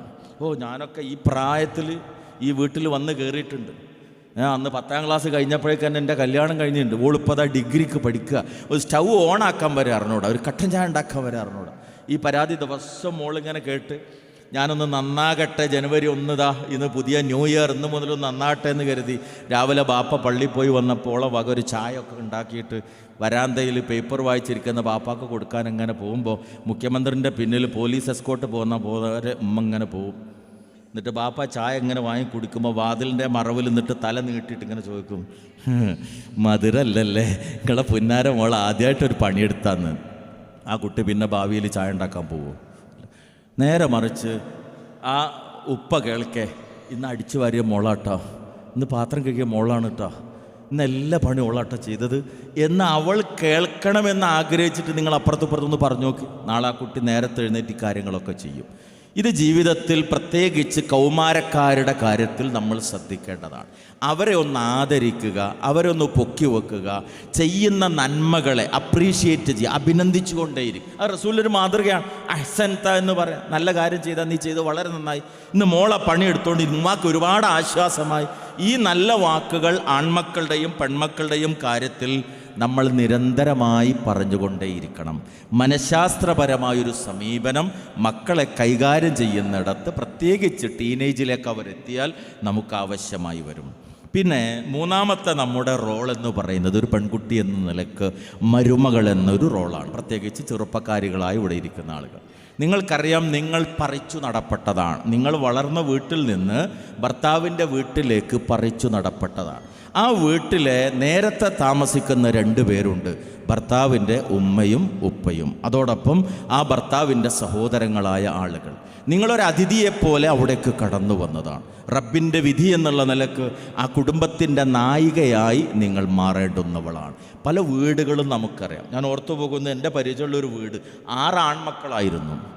6 ആൺമക്കൾ, 5 ആൺമക്കളും വിവാഹം ചെയ്ത ശേഷവും ആ വീട്ടിൽ അവരൊന്നിച്ചാൽ കഴിഞ്ഞത്. എനിക്ക് അത്ഭുതം തോന്നിയിട്ടുണ്ട്. ഞാൻ കുടുംബസമേത വീട്ടിൽ പോയി താമസിച്ചിട്ടുണ്ട്. 5 ആൺമക്കളും വിവാഹം ചെയ്ത ശേഷവും അവരൊന്നിച്ച് തന്നെ കഴിഞ്ഞു. 6ാമത്തെ ആൾ വിവാഹം ചെയ്ത ശേഷം ഓരോരുത്തരായി അങ്ങനെ വീട് മാറിപ്പോകാൻ കാരണമായി തീർന്നു. അങ്ങനെയുള്ളൊരവസ്ഥയിലേക്ക് എത്തിത്തീർന്നു. കാരണം 6ാമത്തെ ആൾ ഈ 5 മരുമക്കളുടെയും അവസ്ഥയിലായിരുന്നില്ല. അവിടെ അകൽച്ചകൾ ഇങ്ങനെ ആരംഭിക്കുകയാണ്. ഇപ്പം ഇവിടെ കടന്നു ചെല്ലുന്ന ഒരു പെണ്ണിനെ സംബന്ധിച്ചിടത്തോളം ഏറ്റവും പ്രധാനമായി മനസ്സിലാക്കാനുള്ളത് കുറേ ഘടകങ്ങളെ കൂട്ടിയോജിപ്പിക്കുന്ന ഒരു കണ്ണിയാണ് ഞാൻ. എൻ്റെ ഭർത്താവ്, എൻ്റെ ഭർത്താവിൻ്റെ ഉപ്പ, ഭർത്താവിൻ്റെ ഉമ്മ, ഭർത്താവിൻ്റെ ജ്യേഷ്ഠൻ, അനുജൻ, പെങ്ങൾ, സഹോദരിമാർ, ഇവരെയൊക്കെ കൂട്ടിയോജിപ്പിക്കുന്ന, എൻ്റെ കുടുംബവുമായി അവരെ ബന്ധിപ്പിക്കുന്ന ഒരു കണ്ണിയാണ് ഞാൻ. ഇപ്പോൾ കഴിഞ്ഞ ദിവസം എൻ്റെ ക്ലാസ്സിൽ 10ാം ക്ലാസ് പഠിക്കുന്നൊരു കുട്ടി മാത്സിൽ ഒരു മാർക്ക് കുറച്ച് കുറഞ്ഞപ്പോൾ ആ കുട്ടിയുടെ കുടുംബക്കാരിയാണ് ക്ലാസ് ടീച്ചർ. ഞാൻ ക്ലാസ് ടീച്ചറുമായിട്ട് ആ കുട്ടിയുടെ കാര്യം സംസാരിച്ചു. അപ്പോൾ എന്നോട് പറഞ്ഞു, റഷീദ് മാഷ് എന്താ ചെയ്യുക, ഓള് 10ാം ക്ലാസ്സിൽ, പക്ഷേ ഓളെ വീട്ടിൽ എപ്പോഴും നിറച്ച ആളായിരിക്കും. കാരണം ഓളെ ഉമ്മ ആ ഒരു ടൈപ്പാണ്. ഞങ്ങളുടെ കുടുംബത്തിൽ അവിടെ അതിഥികളില്ലാത്ത ദിവസം ഉണ്ടാവില്ല. കാരണം അവളുടെ ഉമ്മ എന്ന് പറഞ്ഞാൽ എല്ലാവരെയും സ്വീകരിക്കുക, അവരൊക്കെ ഭക്ഷണം ഉണ്ടാക്കി സൽക്കരിക്കുക. അതുകൊണ്ട് എല്ലാ നാത്തുമാർക്കും എല്ലാ അമ്മായിമാർക്കും ഒക്കെ അവിടെ പോകാൻ ഭയങ്കര ഇഷ്ടമാണ്. അവിടെ എന്നും അവിടെ ആളും സൽക്കാരവും ഉണ്ടാവും. അതാണ് ഈ കുട്ടിക്ക് പഠിക്കാൻ, ഒറ്റയ്ക്കിരുന്ന് പഠിക്കാനൊക്കെ കുറച്ച് പ്രയാസമുള്ളൊരു സാഹചര്യം വീട്ടിലുണ്ടാവുമെന്ന് പറഞ്ഞു. അപ്പോൾ എന്താ വെച്ചാൽ ആ വീട്ടിലെ ഗൃഹനായികയുടെ മനസ്സ്, അതാണ് ആ കുടുംബത്തിൻ്റെ എല്ലാ നിലക്കുമുള്ള ബന്ധത്തെ, കണ്ണികളെ കോർത്തിണക്കുന്നത്. നമ്മുടെ വീട്ടിലേക്ക് വരുന്നത് മറ്റുള്ളവർ ഇഷ്ടപ്പെടുന്ന, നമ്മുടെ നാത്തൂനൊരു അതിഥിയായി നമ്മുടെ വീട്ടിൽ വന്ന് നിൽക്കാൻ ഇഷ്ടപ്പെടുന്നുണ്ടോ? നമ്മുടെ അമ്മായിയമ്മ നമ്മുടെ കൂടെ കഴിയാൻ ഒരു മരുമകൾ എന്നുള്ള നിലക്ക് നാട്ടുകാരും നമ്മളവിടെ ഇല്ലാത്തപ്പോഴും നമ്മുടെ സ്വന്തം വീട്ടിൽ പോയാലും എൻ്റെ ഷമീറ, ഒരു ഉദാഹരണം പറയാം, എൻ്റെ ഷമീറ അവൾ ഇവിടുന്ന് 2 ദിവസം മാറി നിന്നാൽ എനിക്കത് വലിയ ഇടങ്ങേറാണ് എന്ന് നമ്മളെക്കുറിച്ച് നമ്മുടെ ഭർത്താവിൻ്റെ ഉമ്മ പറയുന്ന ഒരു അവസ്ഥയിലാണോ നമ്മളുള്ളത്? ശ്രദ്ധിക്കേണ്ടുന്നൊരു കാര്യം, പലപ്പോഴും പല പെൺകുട്ടികളും കല്യാണം കഴിഞ്ഞ് വന്നാൽ പറയാറുള്ളത് അമ്മോശാക്കൻ അമ്മായിമ്മ എന്നാണ്. പണ്ടൊരു സുഹൃത്ത് അതിനെ ഒന്ന് വ്യാഖ്യാനിച്ചിട്ടുണ്ട്. എന്താ അമ്മോശൻ എന്ന് പറഞ്ഞാൽ ആ മോശം കാക്ക എന്നാണ്. ആ മോശം കാക്ക പറഞ്ഞ് അമ്മോശം കാക്കയായി എന്ന് തമാശയായിട്ട് പറഞ്ഞിട്ടുണ്ട്. അങ്ങനെ അദ്ദേഹത്തെ ഒരു ആ മോശം കാക്കയായി കാണുന്ന, അമ്മായിയുമ്മയായി കാണുന്നതിന് പകരം എന്തുകൊണ്ട് നമുക്കൊരു ഉമ്മയായി കണ്ടുകൂടാ? എന്തുകൊണ്ടൊരു ഉപ്പയായി കണ്ടുകൂടാം? അങ്ങനെയുള്ള വീടുകളുണ്ടല്ലോ. ഞാൻ നേരിട്ട് കേട്ടിട്ടുണ്ട്. എൻ്റെ പെൺമക്കളെക്കാളും എൻ്റെ മകൻ്റെ ഭാര്യയാണ് എൻ്റെ കാര്യത്തിൽ കൂടുതൽ ശ്രദ്ധ വെക്കുന്നത് എന്നൊരു വൃദ്ധനായ ഉപ്പ പറഞ്ഞത് നേരിട്ട് കേട്ട അനുഭവം എനിക്കുണ്ട്. അങ്ങനെ ആകാൻ നമുക്ക് സാധിക്കില്ലേ? പ്രയാസമൊന്നുമില്ല. ദീനിയായ നമ്മുടെ ജീവിതത്തോടൊപ്പം സ്വഭാവത്തിൻ്റെയും പെരുമാറ്റത്തിൻ്റെയും സംസാരത്തിൻ്റെയും കാര്യത്തിൽ നമ്മൾ ശ്രദ്ധിച്ചാൽ നമ്മുടെ വീട്ടിലെ വിളക്കായി മാറാൻ നമുക്ക് സാധിക്കും. ഭർത്താവിൻ്റെ സഹോദരങ്ങൾ നമ്മുടെ വീട്ടിലേക്ക് വരാൻ ഇഷ്ടപ്പെടുന്ന ഒരവസ്ഥ ഉണ്ടാക്കിയെടുക്കാൻ നമുക്ക് സാധിക്കും. ഉള്ള കാലത്ത് അങ്ങോട്ടും ഇങ്ങോട്ടും നുണയും ഫിത്തനയും ഫസാദും ഒക്കെ പറഞ്ഞിട്ട് അവസാനം ഒരു രംഗമുണ്ട്. എപ്പോൾ രോഗിയാവുക, മരണം ഉണ്ടാവുക, അന്നേരത്തെ കണ്ണീര് ഭയങ്കരമാണ്. അന്നേരം നന്മ പറയൽ ഭയങ്കര. അങ്ങനെയായിരുന്നു താത്ത, അങ്ങനെയായിരുന്നു താത്തയാണ് ഞാൻ ആദ്യമായിട്ട് കല്യാണം കഴിഞ്ഞ് ഇവിടെ വന്നപ്പോൾ എനിക്ക് അന്ന് മാക്സി വാങ്ങി തന്നത്. താത്ത ഇവിടെ വന്നാൽ വല്ലാത്തൊരു സന്തോഷമായിരുന്നു. എന്നാൽ താത്ത വരുന്ന സമയത്തോ നാത്തൂമ്പൂര് വേണ്ടത്ര നടത്തിയിട്ടുണ്ടാവും. മരിച്ചിട്ട് നമ്മൾ നന്മ പറഞ്ഞിട്ട് പ്രയോജനമല്ല സഹോദരൻ. ജീവിക്കുന്ന കാലത്ത് നമ്മൾ പരസ്പരം സ്നേഹിക്കാൻ വേണ്ടി ശ്രമിക്കുക. ഒരു മരുമകൾ എന്നുള്ള നിലക്ക് ഞാൻ താമസിക്കുന്ന വീടിൻ്റെ വിളക്കായി മാറാൻ, എല്ലാവരെയും കോർത്തിണക്കുന്ന ഒരു കണ്ണിയായി മാറാൻ എനിക്ക് സാധിച്ചിട്ടുണ്ട്. നാലാമത്തെ നമ്മുടെ റോള് ഒരു നാത്തൂൻ എന്നതാണ്. ഞാൻ പറയേണ്ട ആവശ്യമല്ലല്ലോ, നിങ്ങളൊക്കെ അനുഭവിക്കുന്നതും ജീവിതത്തിലൂടെ കടന്നു പോയിട്ടുള്ളതുമാണ്. കുത്തുവാക്കുകളൊക്കെ പലപ്പോഴും ഉണ്ടാകും. ഇപ്പം പല വീടുകളും കാണുന്ന എന്താ, പണ്ട് ഞങ്ങൾ വന്നപ്പോൾ അങ്ങനെയായിരുന്നു. അന്ന് ഭർത്താവിൻ്റെ ഉമ്മ ആയിരുന്ന സ്ത്രീ വിദ്യാഭ്യാസം ഇല്ലാത്തവരാണ്, ഖുതുബയും ക്ലാസ്സും കേൾക്കാത്തവരാണ്. നമ്മൾ അങ്ങനെയല്ലല്ലോ. നമ്മൾ എത്ര കാലമായി ദീന് പഠിക്കുന്നു. അതുകൊണ്ട് പണ്ട് നമുക്ക് കിട്ടിയതൊക്കെ ഇപ്പോൾ വീട്ടിലേക്ക് കയറി വരുന്ന മകൻ്റെ ഭാര്യയ്ക്ക് കൊടുക്കണമെന്ന് കോളേജിലെ റാഗിങ് പറയുന്ന കുട്ടികൾ പറയുന്ന മാതിരി നമ്മൾ ചിന്തിച്ചാൽ ശരിയാവോ? നമ്മൾ അന്ന് ക്ഷമിച്ചിട്ടുണ്ടെങ്കിൽ ആ ക്ഷമയുടെ കൂലി അള്ളാൻ്റെ അടുക്കൽ നമുക്ക് കിട്ടും. അന്ന് നമ്മോട് നമ്മുടെ ഭർത്താവിൻ്റെ ഉമ്മ കാണിച്ച പോലെ ഇന്ന് എൻ്റെ മരുമകളായി വരുന്നവളോട് ഞാൻ കാണിക്കണമെന്ന് പറഞ്ഞാൽ അതിലെന്ത് ന്യായമാണുള്ളത്, നീതിയാണുള്ളത്? മാത്രമല്ല, ഇതിനൊക്കെ ഒരു നടപടിക്രമമുണ്ട്. എന്താണെന്നറിയോ? പടച്ചോൻ നമ്മൾ ഈ ലോകത്ത് വെച്ചൊരു തെറ്റ് ചെയ്താൽ ശിക്ഷ പരലോകത്തേക്ക് മാത്രം നീട്ടിവെക്കൂല. അള്ളാൻ്റെ ശിക്ഷക്ക് 3 തലമുണ്ട്. ഒന്ന് ദുനിയാവ്. നിങ്ങളെ നാട്ടിലുള്ള ഉദാഹരണങ്ങൾ വെച്ച് നോക്കി. മാതാപിതാക്കളെ വേദനിപ്പിച്ച, പ്രയാസപ്പെടുത്തി ഏത് മക്കളും അവസാനം പ്രയാസപ്പെട്ടായിരിക്കും അവർ മരിച്ചു പോയിട്ടുണ്ടാവുക. എന്താണോ നമ്മൾ ചെയ്തത് അത് ദുനിയാവിൽ വെച്ച് തന്നെ നമുക്ക് റബ്ബ് തിരിച്ചു തരും. ഖബറിൽ വെച്ചും പരലോകത്തെത്തിയിട്ടും വേറെ ശിക്ഷ അനുഭവിക്കേണ്ടി വരും. അതുകൊണ്ട് നാളെ നമ്മുടെ മയ്യത്ത് നമ്മുടെ വീട്ടിലെ കട്ടിൽ വെക്കുന്ന സമയത്ത് ഇപ്പുറത്ത് നിൽക്കുന്ന ഒരാൾക്കും പഠിച്ചോലെ എത്ര എന്നെ വേദനിപ്പിച്ചിരുന്നു എന്ന് തോന്നുന്നൊരവസ്ഥയിൽ മയ്യത്തായിട്ട് നമ്മൾ പോകേണ്ടി വരിക എന്ന് പറഞ്ഞാൽ എത്ര ദുഃഖകരമാണ് സഹോദരങ്ങളെ. അതുകൊണ്ട് ഒരു നാത്തൂൻ എന്നത് പോരുണ്ടാക്കാനല്ല, മറിച്ച് ഭർത്തൃ സഹോദരി എന്നുള്ള നിലക്ക് ആ ഒരു നന്മയുടെ വാക്ക് പരസ്പരം പങ്കുവച്ച്, സ്നേഹം പങ്കുവച്ച് ഒന്നിച്ച് മുന്നോട്ട് നീങ്ങാൻ സാധിച്ചാൽ നമ്മുടെ വീട് എത്ര മനോഹരമായിരിക്കും, എത്ര സുന്ദരമായിരിക്കും. ഈ റോളുകളെല്ലാം കൃത്യമായി നിർവഹിക്കുമ്പോഴേ അള്ളാഹുവിൻ്റെ ഇഷ്ടവും അള്ളാഹുവിൻ്റെ പ്രീതിയും അവൻ്റെ തൃപ്തിയും നമുക്ക് നേടിയെടുക്കാൻ സാധിക്കുള്ളൂ. പലപ്പോഴും ഈ നാവ് സൂക്ഷിക്കുന്നിടത്ത് അല്പം ശ്രദ്ധിച്ചാൽ ഒരു 99% കാര്യങ്ങൾ നേരെ. ആ വാക്കുണ്ടല്ലോ, കുത്തുവാക്ക് പറയൽ, അത് ചിലർക്ക് വലിയ ഇഷ്ടമാണ്.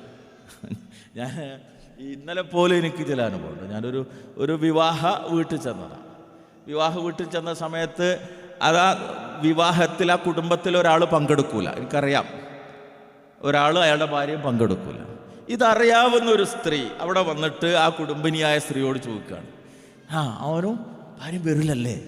അറിയാം, എന്നാൽ നമ്മൾ നാടൻ പ്രയോഗത്തിൽ പറയാറുണ്ടല്ലോ, പേരറിഞ്ഞും കൊണ്ട് എന്താ കുടിയാന്ന് വിളിക്കാന്നൊക്കെ പറഞ്ഞില്ലേ, അങ്ങനെ ഒരു പ്രയോഗം ഉണ്ടല്ലോ. അത് കാര്യമൊക്കെ അറിയാം, എന്നാലും വേണ്ടൊരു വേണ്ടാത്ത ചോദ്യം അവിടെ വെച്ച് ചോദിക്കുക. വലിയ ആളുകളിൽ പൊതുവേ കാണുന്ന ഒരു പ്രത്യേകതയാണ്. അതുപോലെ കല്യാണം കഴിഞ്ഞൊരു കുട്ടി ഒരു 8 കൊല്ലം 9 കൊല്ലമായിട്ടുണ്ട്, കുട്ടികളുണ്ടായിട്ടില്ല. ആ പെൺകുട്ടിയെ സംബന്ധിച്ചിടത്തോളം കുട്ടികളില്ല എന്ന പ്രയാസത്തെക്കാളും വലിയ പ്രയാസം എന്താ? നാട്ടുകാരും കുടുംബക്കാരുടെ ആ ചോദ്യം. എവിടെ ചെന്നാലും നിങ്ങൾ ആരെ കാത്തിക്കുകയിനെ? പാവം ലക്ഷക്കണക്കിന് ഉറുപ്പ്യ ചികിത്സക്ക് വേണ്ടി ചിലവാക്കിയിട്ടുണ്ടാവും. ഇതൊക്കെ അറിയാം, 4 വാക്കുകൾ കൊണ്ട് നോവിച്ചുകൊണ്ടേയിരിക്കും. പഠിപ്പ് കഴിയാൻ നിൽക്കുകയല്ലേ, കാലം കഴിഞ്ഞു പോയാൽ പിന്നെയും പ്രയാസമാണ്. ഇതുപോലെ തന്നെ കല്യാണപ്രായത്തിയ പെൺകുട്ടികൾ ഉമ്മയും ഉപ്പയൊക്കെ ആലോചനകൾ ഇഷ്ടംപോലെ നടത്തുന്നുണ്ടാവും. എന്നാലും എവിടെ വെച്ച് കണ്ടാലും മോക്ക് കല്യാണം നോക്കണ്ടേ, ഇത് 25 കഴിഞ്ഞാൽ പിന്നെ വലിയ പണിയാട്ടോ അന്നത്തെ കാലത്ത്. നിങ്ങൾ പറഞ്ഞു കൊടുക്കണോ? ഓൾക്ക് അറിയാവുന്ന കാര്യമല്ലേ. അതുകൊണ്ട് സഹോദരിമാരെ, വാക്കുകൾ കൊണ്ട് ഒരാൾക്കും പ്രയാസം വരുത്താതിരിക്കാൻ നമ്മൾ പ്രത്യേകം ശ്രദ്ധിക്കും. അത് അള്ളാഹിൻ്റെ റസൂൽ പ്രത്യേകം പറഞ്ഞ 2 അവയവങ്ങൾ നിങ്ങൾ ശ്രദ്ധിച്ചാൽ, എനിക്ക് വാഗ്ദാനം തന്നാൽ ഞാൻ നിങ്ങൾക്ക് സ്വർഗ്ഗം ഉറപ്പു തരാം. ഒന്ന് നാവും മറ്റൊന്ന് ലൈംഗികാവയവുമാണ്. അലം തര കൈഫ ളറബല്ലാഹു മസലൻ കലിമതൻ ത്വയ്യിബ കശജറത്തിൻ ത്വയ്യിബ അസ്ലുഹാ സാബിത് വഫർഉഹാ ഫിസ് സമാ. സൂറത്ത് ഇബ്രാഹിമിലൂടെ അള്ളാഹ് പഠിപ്പിക്കുകയാണ്. നല്ല വാക്കിൻ്റെ ഉദാഹരണം അത് പടർന്നു പന്തലിച്ച ശാഖകളുള്ള ഒരു മരം പോലെയാണ്. ഏറ്റവും നല്ല വാക്ക് ലാ ഇലാഹ ഇല്ലല്ലാഹ്. അതോടൊപ്പം ഏത് നല്ല വാക്കും ആഴത്തിൽ വേരുള്ള ഒരു മരം പോലെയാണ്. റസൂലുള്ളാഹി പറഞ്ഞു, മൻ കാന യുഅ്മിനു ബില്ലാഹി വൽ യൗമിൽ ആഖിർ ഫൽയഖുൽ ഖൈറാ ഔ ലിയസ്മുത്.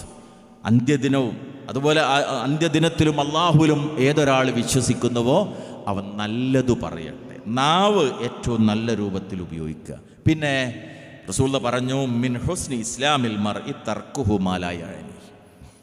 ഇസ്ലാം ഒരു മനുഷ്യന് നൽകുന്ന നല്ല ഗുണത്തിൽപ്പെട്ടതാണ് അവൻ ആവശ്യമില്ലാത്തതിൽ നിന്ന് വിട്ടു നിൽക്കുക. നമ്മൾ അഭിപ്രായം പറയേണ്ടതില്ലാത്തൊരു കാര്യം അവിടെ കയറി ചെന്ന അഭിപ്രായം പറയേണ്ട. നമ്മൾ അന്വേഷിച്ചറിയേണ്ട ഒരാവശ്യമില്ല, അവിടെ കയറി ചെന്നിട്ട് അന്വേഷിച്ചറിയേണ്ട. ആ ഒരെന്തെങ്കിലും ആയിക്കൊള്ളട്ടെ. ആ ഗുണം ഇസ്ലാം ഒരു മനുഷ്യന് നൽകുന്ന സൽഗുണങ്ങളിൽപ്പെട്ടതാണ്. എല്ലാ കാര്യത്തിലും എന്ത് ചെയ്യരുത്? ചെന്ന് തലയിടരുത് എന്നർത്ഥം. അതുപോലെ തന്നെ കേട്ടത് പറയുക, അങ്ങോട്ടും ഇങ്ങോട്ടും ഒക്കെ അത്തരം വിവരങ്ങൾ കൈമാറുക. കഫാ ബിൽ മർഇ ഇസ്മൻ അൻ യഹ്ദുസ ബികുല്ലി മാ സമിഅ. ഒരു മനുഷ്യൻ പാപിയായി തീരാൻ കേട്ട കാര്യങ്ങൾ പറയുന്നത് തന്നെ ധാരാളം മതിയാവുന്നതാണ്. നമുക്ക് ഒരു കാര്യം കേട്ട് കഴിഞ്ഞാൽ അത് രണ്ടാളോട് പറഞ്ഞിട്ടില്ലെങ്കിലും മനസ്സമാധാനം കിട്ടൂല എന്ന അവസ്ഥയിലാണ് പലപ്പോഴും. അതിനു പകരം പറയേണ്ടത് മാത്രം പറയുകയും മനസ്സിൽ സൂക്ഷിക്കേണ്ടത് മനസ്സിൽ കാത്തു സൂക്ഷിക്കുകയും ചെയ്യുക. ചില ആളുകളെ സംബന്ധിച്ചിടത്തോളം എന്ത് കണ്ടാലും അഭിപ്രായം പറയണം, തൻ്റെതായ അഭിപ്രായം. ഒരു തമാശ കൊണ്ട് പറയാറുണ്ട്, ഒരു മനുഷ്യൻ ഇങ്ങനെ റോട്ടിലൂടെ മുടന്തി പോവുകയാണ്. അപ്പോൾ രണ്ടാൾ തമ്മിൽ ആ മുടന്തി നടന്നു പോകുന്ന ആളെ കണ്ടിട്ട് അതിലൊരാൾ പിന്നെ ന്യൂറോ ഡോക്ടറാണ്. അപ്പോൾ അയാൾ പറഞ്ഞു ഇയാളുടെ ഞരമ്പിന് തകരാറുണ്ട്. മറ്റേ ആൾ എല്ലിൻ്റെ സ്പെഷ്യലിസ്റ്റാണ്. നേരത്തെ ഇവിടെ വന്ന മുഹമ്മദ് കുട്ടി ഡോക്ടർ മാതിരിയുള്ളൊരു ഡോക്ടർ, ബോൺ സ്പെഷ്യലിസ്റ്റാണ്. അപ്പോൾ അയാൾ പറഞ്ഞു ഇയാളുടെ കാൽമുട്ടിൻ്റെ അസ്ഥിക്കാണ് കുഴപ്പമെന്ന് പറഞ്ഞു. ഇവർ തമ്മിൽ തർക്കമായി. പറഞ്ഞു ഇയാൾ തിരിച്ചു വരുമ്പോൾ നമുക്കൊന്ന് ചോദിച്ചു നോക്കാം എന്താണ് അയാൾക്ക് ശരിക്കുള്ള കാലിന് പ്രശ്നം. അയാൾ തിരിച്ചു വരുമ്പോൾ രണ്ടാൾ കൂടി ചെന്നിട്ട് ചോദിച്ചു എന്താണ് നിങ്ങളുടെ കാലിൻ്റെ പ്രശ്നം, ഇന്നതല്ലേ എന്ന്. രണ്ടാളും തമ്മിൽ തർക്കത്തിൽ ഇയാളോട് ചോദിക്കുക. അപ്പോൾ മറ്റേ ആൾ പറഞ്ഞു ചങ്ങായിമാർ എൻ്റെ ചെരുപ്പിൻ്റെ വാറ് പൊട്ടിയതാണ്. അതാണ് കുഴപ്പം. ഇതുപോലെയാണ് പലപ്പോഴും നമ്മുടെ സമൂഹത്തിൽ പ്രശ്നങ്ങൾ ഉണ്ടാവുക. വെറുതെ കിടന്നിട്ട് അഭിപ്രായം പറഞ്ഞു ഇടപെട്ടും ആവശ്യമില്ലാത്ത ചർച്ചകൾ നടത്തിയിട്ടും പലതും ചാറാക്കി മാറ്റും. പലയിടത്തും അങ്ങനെയാണ്, പല കാര്യങ്ങളിലും അങ്ങനെ നമ്മുടെ നിലപാട്. ഇപ്പോൾ കല്യാണത്തിൻ്റെ വിഷയങ്ങളൊക്കെ എത്ര പ്രശ്നങ്ങൾ ഉണ്ടാകാറുണ്ട്. ചിലതൊക്കെ ഹൈറായി മാറുകയും ചെയ്യും കേട്ടോ, അങ്ങനെയും പറയാൻ പറ്റില്ല. ഞാനൊരു വിവാഹാലോചനൻ്റെ കേസ് പണ്ട് കേട്ടത്, ഒരു പെൺകുട്ടിക്ക് കല്യാണാലോചന വന്നപ്പോൾ അയൽവക്കത്തുള്ളൊരു പെണ്ണിനെയും കൂട്ടി കൊണ്ടുപോയിരുന്നു. ഏത് അങ്ങനെ ഉണ്ടല്ലോ നമ്മുടെ നാട്ടിൽ, പെണ്ണിനെ കാണാൻ പോകും. അപ്പോൾ എല്ലാവർക്കും ഇഷ്ടപ്പെട്ട്, ചെറുക്കൻ്റെ പെങ്ങൾക്കും ബന്ധുക്കൾക്കൊക്കെ ഇഷ്ടപ്പെട്ടു. അപ്പോൾ അയൽവക്കത്തെ പെണ്ണ് പറഞ്ഞു ആ കുട്ടീൻ്റെ മുൻപല്ലിന് എന്തോ ഒരു തകരാറുണ്ട്, ഇവിടെ ഒരു കറുപ്പുണ്ട് പറഞ്ഞു. ആ അഭിപ്രായത്തിൻ്റെ പേരിൽ ആ ആലോചന തെറ്റിപ്പോയി. സംഭവം എന്താണെന്ന് വെച്ചാൽ അന്ന് ഉച്ചക്ക് ചോറിൻ്റെ കൂടെ ഉപ്പേരി മുരിങ്ങൻ്റെ ഇലയായിരുന്നു. ആ മുരിങ്ങൻ്റെ ഒരു ഇല ഇവിടെ തങ്ങിയതാണ്. പക്ഷെ അയൽവാസി ആ ഒരു അഭിപ്രായം പറഞ്ഞപ്പോൾ ആ ആലോചന തെറ്റിപ്പോയി. ഇങ്ങനെ എല്ലാത്തിലും അഭിപ്രായം പറഞ്ഞു നമ്മൾ ആളുകൾ, അങ്ങനെയാണ് അതിൻ്റെ പ്രത്യേകത. അപ്പോൾ ഏതായിരുന്നാലും ആവശ്യമുള്ളതിൽ മാത്രം ഇടപെടുക എന്നുള്ളത് ഇസ്ലാം ഒരു മനുഷ്യന് നൽകുന്ന അതിമഹത്തായ ഗുണങ്ങളിൽപ്പെട്ടതാണ്. ഈ സ്വഭാവങ്ങളൊക്കെ നമ്മുടെ നോമ്പിൻ്റെ കൂടെ, നിസ്കാരത്തിൻ്റെ കൂടെ, ഖുർആനോത്തിൻ്റെ കൂടെ ഈ മഹത്തായ സ്വഭാവങ്ങൾ കൂടി ആർജിച്ചെടുക്കാൻ സാധിക്കുമ്പോഴേ അള്ളാഹു വാഗ്ദാനം ചെയ്ത സ്വർഗം നമുക്ക് കിട്ടുള്ളൂ. അല്ലെ, പരലോകത്തേക്ക് എത്തുമ്പോൾ പലർക്കും കൊടുത്തിട്ട് നമ്മൾ ഈ അധ്വാനിച്ചതൊക്കെ ബാത്തിൽ. അതാണല്ലോ റസൂലുള്ളാഹി പറഞ്ഞത്, അതദ്റൂന മനിൽ മുഫ്ലിസ്, പാപ്പരായവൻ ആരാണ് എന്ന് ചോദിച്ചു. അപ്പോൾ പറഞ്ഞില്ല ദീനാറും വലാ ദിർഹമ, കയ്യിലൊരു ദീനാറും ദിർഹവും ഇല്ലാത്തവനാണല്ലോ പാപ്പരായവൻ, ബാങ്ക്രപ്റ്റ് എന്ന് പറയാം. റസൂലുള്ളാഹി പറഞ്ഞല്ല, ഒരുപാട് അമലുമായിട്ട് മശ്റയിൽ വരും. ആ സമയത്ത് ആളുകൾ വരും, അവൻ എന്നെ അടിച്ചു, അവരെന്നെക്കുറിച്ച് ഇങ്ങനെ പറഞ്ഞു. ആ ആളുകൾക്കൊക്കെ ഇവൻ്റെ അമലിന്ന് എടുത്തു കൊടുക്കും. അവസാനമൊക്കെ തീർന്നാൽ മറ്റവൻ ചെയ്ത തെറ്റിൻ്റെ ശിക്ഷ കൂടി അനുഭവിക്കേണ്ടി വരും. അവനാണ് പാപ്പരായവൻ. അള്ളാഹു നമ്മെ കാത്തിരക്ഷിക്കുമാറാകട്ടെ. കഷ്ടപ്പെട്ട് ഇബാദത്ത് ചെയ്തിട്ട് ഈ അമലൊക്കെ മറ്റു പലർക്കും കൊടുക്കേണ്ടി വരിക. അമ്മായിമ്മക്ക് കൊടുക്കേണ്ടി വരിക, മരുമോൾക്ക് കൊടുക്കേണ്ടി വരിക, നാത്തൂന് കൊടുക്കേണ്ടി വരിക, അയൽപക്കത്തെ പെണ്ണിന് കൊടുക്കേണ്ടി വരിക. ഇതൊക്കെ അവിടെയും ചില തമാശ ഞാൻ ഓർത്തു പോകും. ഒരു സഹോദരി നിസ്കാരത്തിൽ വലിയ ചിട്ട, ഇതൊക്കെ ഞാൻ ഈ പറയുന്നതൊക്കെ ഉള്ള ഉദാഹരണമായിട്ട് ഉണ്ടാക്കി പറയാൻ വിചാരിക്കണം. നിസ്കാരത്തിൽ വലിയ ചിട്ടൊന്നുമില്ല. അപ്പോൾ അവളുടെ അയൽവാസി അവളെ ഉപദേശിച്ച് ഇങ്ങനെ ആയാൽ ശരിയാവുന്നു. മലപ്പുറത്താ സംഭവം. അപ്പോൾ പറഞ്ഞു കുഞ്ഞിമാള് നിസ്കരിക്കലുണ്ട്. കുഞ്ഞിമാള് എന്ന് പറഞ്ഞാൽ ഇവളുമായി ബദ്ധശത്രുതയിലുള്ള അയൽവാസി പെണ്ണിൻ്റെ പേരാണ്. ഓള് നിസ്കരിക്കലുണ്ട് എന്ന്. എന്ന് പറഞ്ഞാൽ അവള് എൻ്റെ ശത്രുതയോടുകൂടി എന്നെക്കുറിച്ച് പലതും പറഞ്ഞ് പരത്തുന്നുണ്ട്. അപ്പോൾ ഓള് നിസ്കരിക്കുന്നതിൻ്റെ ഒക്കെ കൂലി എനിക്ക് കിട്ടും എന്നുള്ള ശുഭാപ്തി വിശ്വാസത്തിലാണ് ഇവള് ജീവിക്കുന്നത്. അത് ഒരിക്കലും പ്രതീക്ഷിക്കാൻ പറ്റുന്നല്ല സഹോദരൻ. നമ്മുടെ ഭാഗം നമ്മൾ ക്ലിയർ ചെയ്യും. നാളെ പരലോകത്തെത്തുമ്പോൾ അള്ളാഹിൻ്റെ മുമ്പിൽ കൈകടിക്കേണ്ടി വരുന്ന ദുരവസ്ഥ വരാതിരിക്കാൻ അള്ളാഹു നമ്മളോട് എന്തൊക്കെ സൂക്ഷിക്കാനും ശ്രദ്ധിക്കാനും പറഞ്ഞോ അത് കൃത്യമായി നമ്മൾ ശ്രദ്ധിക്കുക. ഒരൊറ്റ ആയത്ത് ശ്രദ്ധയിൽപ്പെടുത്തി ഞാൻ അവസാനിപ്പിക്കുകയാണ്. സൂറത്തു ദുഖാനിലെ 29-ാമത്തെ ആയത്ത്. ഏതാണ് ആ ആയത്തിൻ്റെ സന്ദർഭം? ഫിർഔൻ, അള്ളാഹുവിൻ്റെ ശത്രുവായ ഫിർഔൻ റബ്ബിൻ്റെ ശിക്ഷയ്ക്ക് വിധേയമായിട്ട് കടലിൽ മുങ്ങിത്താഴുകയാണ്. ആ സമയത്ത് അവൻ പറഞ്ഞു, ആമൻതു ബി റബ്ബി മൂസ വ ഹാറൂൻ, മൂസാ നബിൻ്റെ ഹാറൂൻ്റെയും റബ്ബിൽ ഞാൻ വിശ്വസിച്ചു എന്നൊക്കെ പറഞ്ഞു. ആ സമയത്ത് ആ ചരിത്രത്തെക്കുറിച്ച് പറഞ്ഞിട്ട് സൂറത്ത് ദുഖാനിൽ അല്ലാഹ് പറയാണ്, ഫമാ ബകത് അലൈഹിസ് സമാഉ വൽ അർളു വമാ കാനൂ മുൻദരീൻ. ഫിർഔൻ ആ വെള്ളത്തിൽ മുങ്ങി മരിച്ചപ്പോൾ ആകാശവും ഭൂമിയും ഫിർഔന് വേണ്ടി കരഞ്ഞില്ല, അവധി നീട്ടപ്പെട്ടതുമില്ല അവർക്ക്. സൂറത്ത് ദുഖാനിൽ 29-ാമത്തെ ഈ ആയത്തിറങ്ങിയപ്പോൾ സഹാബികൾ ചോദിച്ചു, ആകാശവും ഭൂമിയും ഫിർഔന് വേണ്ടി കരഞ്ഞില്ല എന്നല്ല പറഞ്ഞല്ലോ, അപ്പോൾ ആകാശവും ഭൂമിയും കരയുമോ റസൂലേ? റസൂൽ പറഞ്ഞു, അതെ, മുഅ്മിനിന് വേണ്ടി ആകാശവും ഭൂമിയും കരയും, കാഫിറിന് വേണ്ടി കരയില്ല. എന്നിട്ട് റസൂൽ പറഞ്ഞു, വഇന്ന ഫിസ്സമാഇ ബാബാൻ, വാനലോകത്ത് 2 വാതിലുകളുണ്ട്. ഒന്ന് എന്തിനുള്ളതാണ്? അതിലൂടെ മുഅ്മിനായ മനുഷ്യൻ്റെ അമലുകളും ദിക്റുകളും റബ്ബിലേക്ക് ഉയർത്തപ്പെടും. രണ്ടാമത്തെ വാതിൽ അവൻ്റെ റിസ്ക്, അള്ളാഹുവിൽ നിന്ന് അവൻ്റെ റിസ്ക് ഭൂമിയിലേക്ക് ഇറക്കപ്പെടും. ആ മുഅ്മിൻ മരിക്കുമ്പോൾ ഈ 2 വാതിലുകളും കൊട്ടിയടക്കപ്പെടും. അപ്പോൾ ആകാശവും ഭൂമിയും കരയും. ഈ ആയത്ത് വിശദീകരിച്ചിട്ട് ഇബ്നു അബ്ബാസ് റളിയല്ലാഹു അൻഹു പറയാണ്, ഹത്താ മുസല്ല, മുഅ്മിൻ മരിക്കുമ്പോൾ അവൻ്റെ മുസല്ല വരെ കരയും, മുസല്ല വരെ കരയും. നമ്മുടെ വീട്ടിൽ നമ്മൾ രാത്രി ഉറക്കിൽ നിന്ന് എഴുന്നേറ്റ് തഹജ്ജുദ് നമസ്കരിച്ച മുസല്ല ഉണ്ടല്ലോ, നമ്മൾ മരിച്ച ദിവസം നമ്മുടെ മയ്യത്ത് ആളുകൾ ചേർന്ന് കട്ടിൽ എടുത്തുകൊണ്ടുപോയി കഴിഞ്ഞാൽ ആ മുസല്ല അവിടെ കിടക്കുകയാണ്, അതിൽ സുജൂദ് നടക്കുന്നില്ല, ആ മുസല്ല കരയും.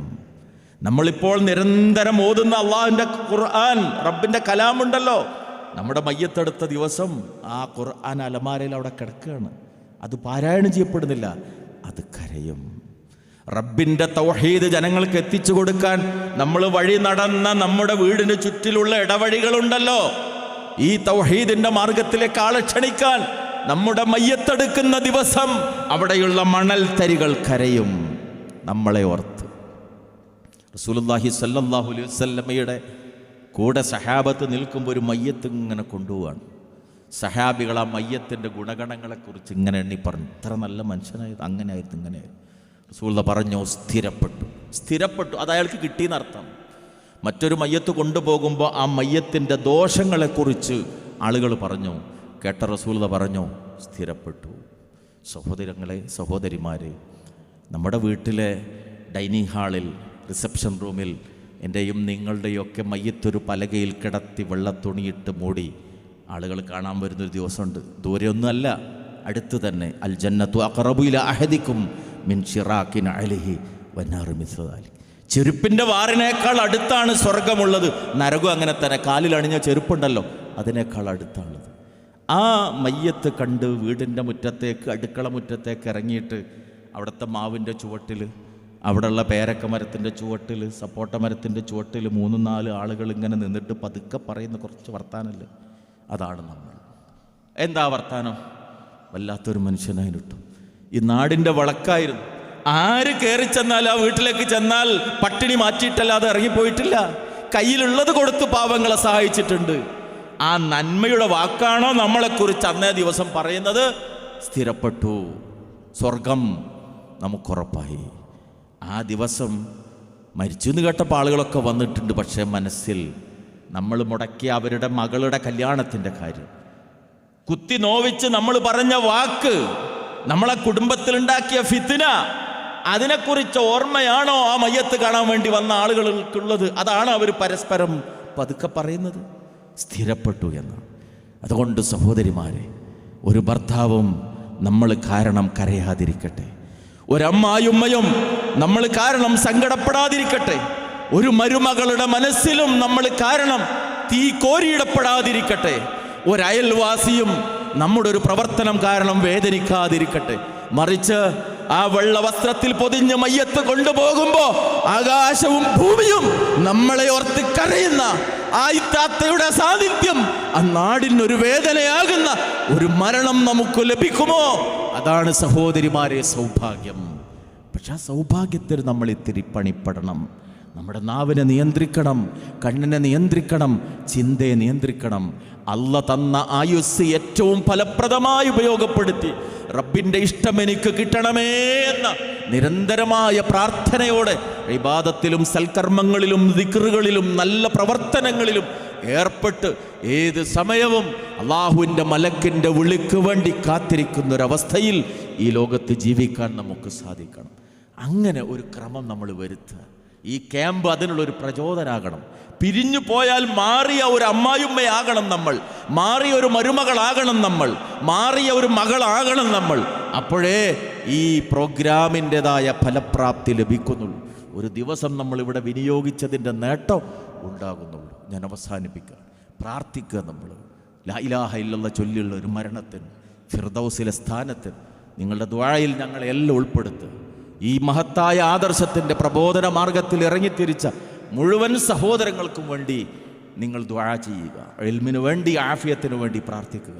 റഹ്മാനായ റബ്ബ്, കാരുണ്യവാനായ നാഥൻ നാളെ ഫിർദൗസിൽ ഇതേപോലെ ഒരുമിച്ച് കൂടാൻ നമുക്ക് സൗഭാഗ്യം നൽകി അനുഗ്രഹിക്കുമാറാകട്ടെ.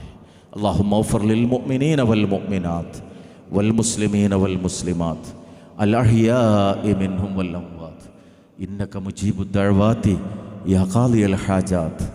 റബ്ബനാ ഹബ് ലനാ മിൻ അസ്വാജിനാ വദുർരിയാതിനാ ഖുർറത അഅ്യുനിൻ വജഅൽനാ ലിൽ മുത്തഖീന ഇമാമ. റബ്ബനാ ആതിനാ ഫിദ് ദുനിയാ ഹസന വഫിൽ ആഖിറതി ഹസന വഖിനാ അദാബന്നാർ. ആമീൻ ആമീൻ ആമീൻ ബിറഹ്മതിക യാ അർഹമർ റഹീമീൻ. വസല്ലല്ലാഹു അലൻ നബിയ്യി വഅലാ ആലിഹി വസഹ്ബിഹി അജ്മഈൻ വൽഹംദുലില്ലാഹി റബ്ബിൽ ആലമീൻ. അസ്സലാമു അലൈക്കും വറഹ്മത്തുള്ളാഹി വബറകാതുഹു.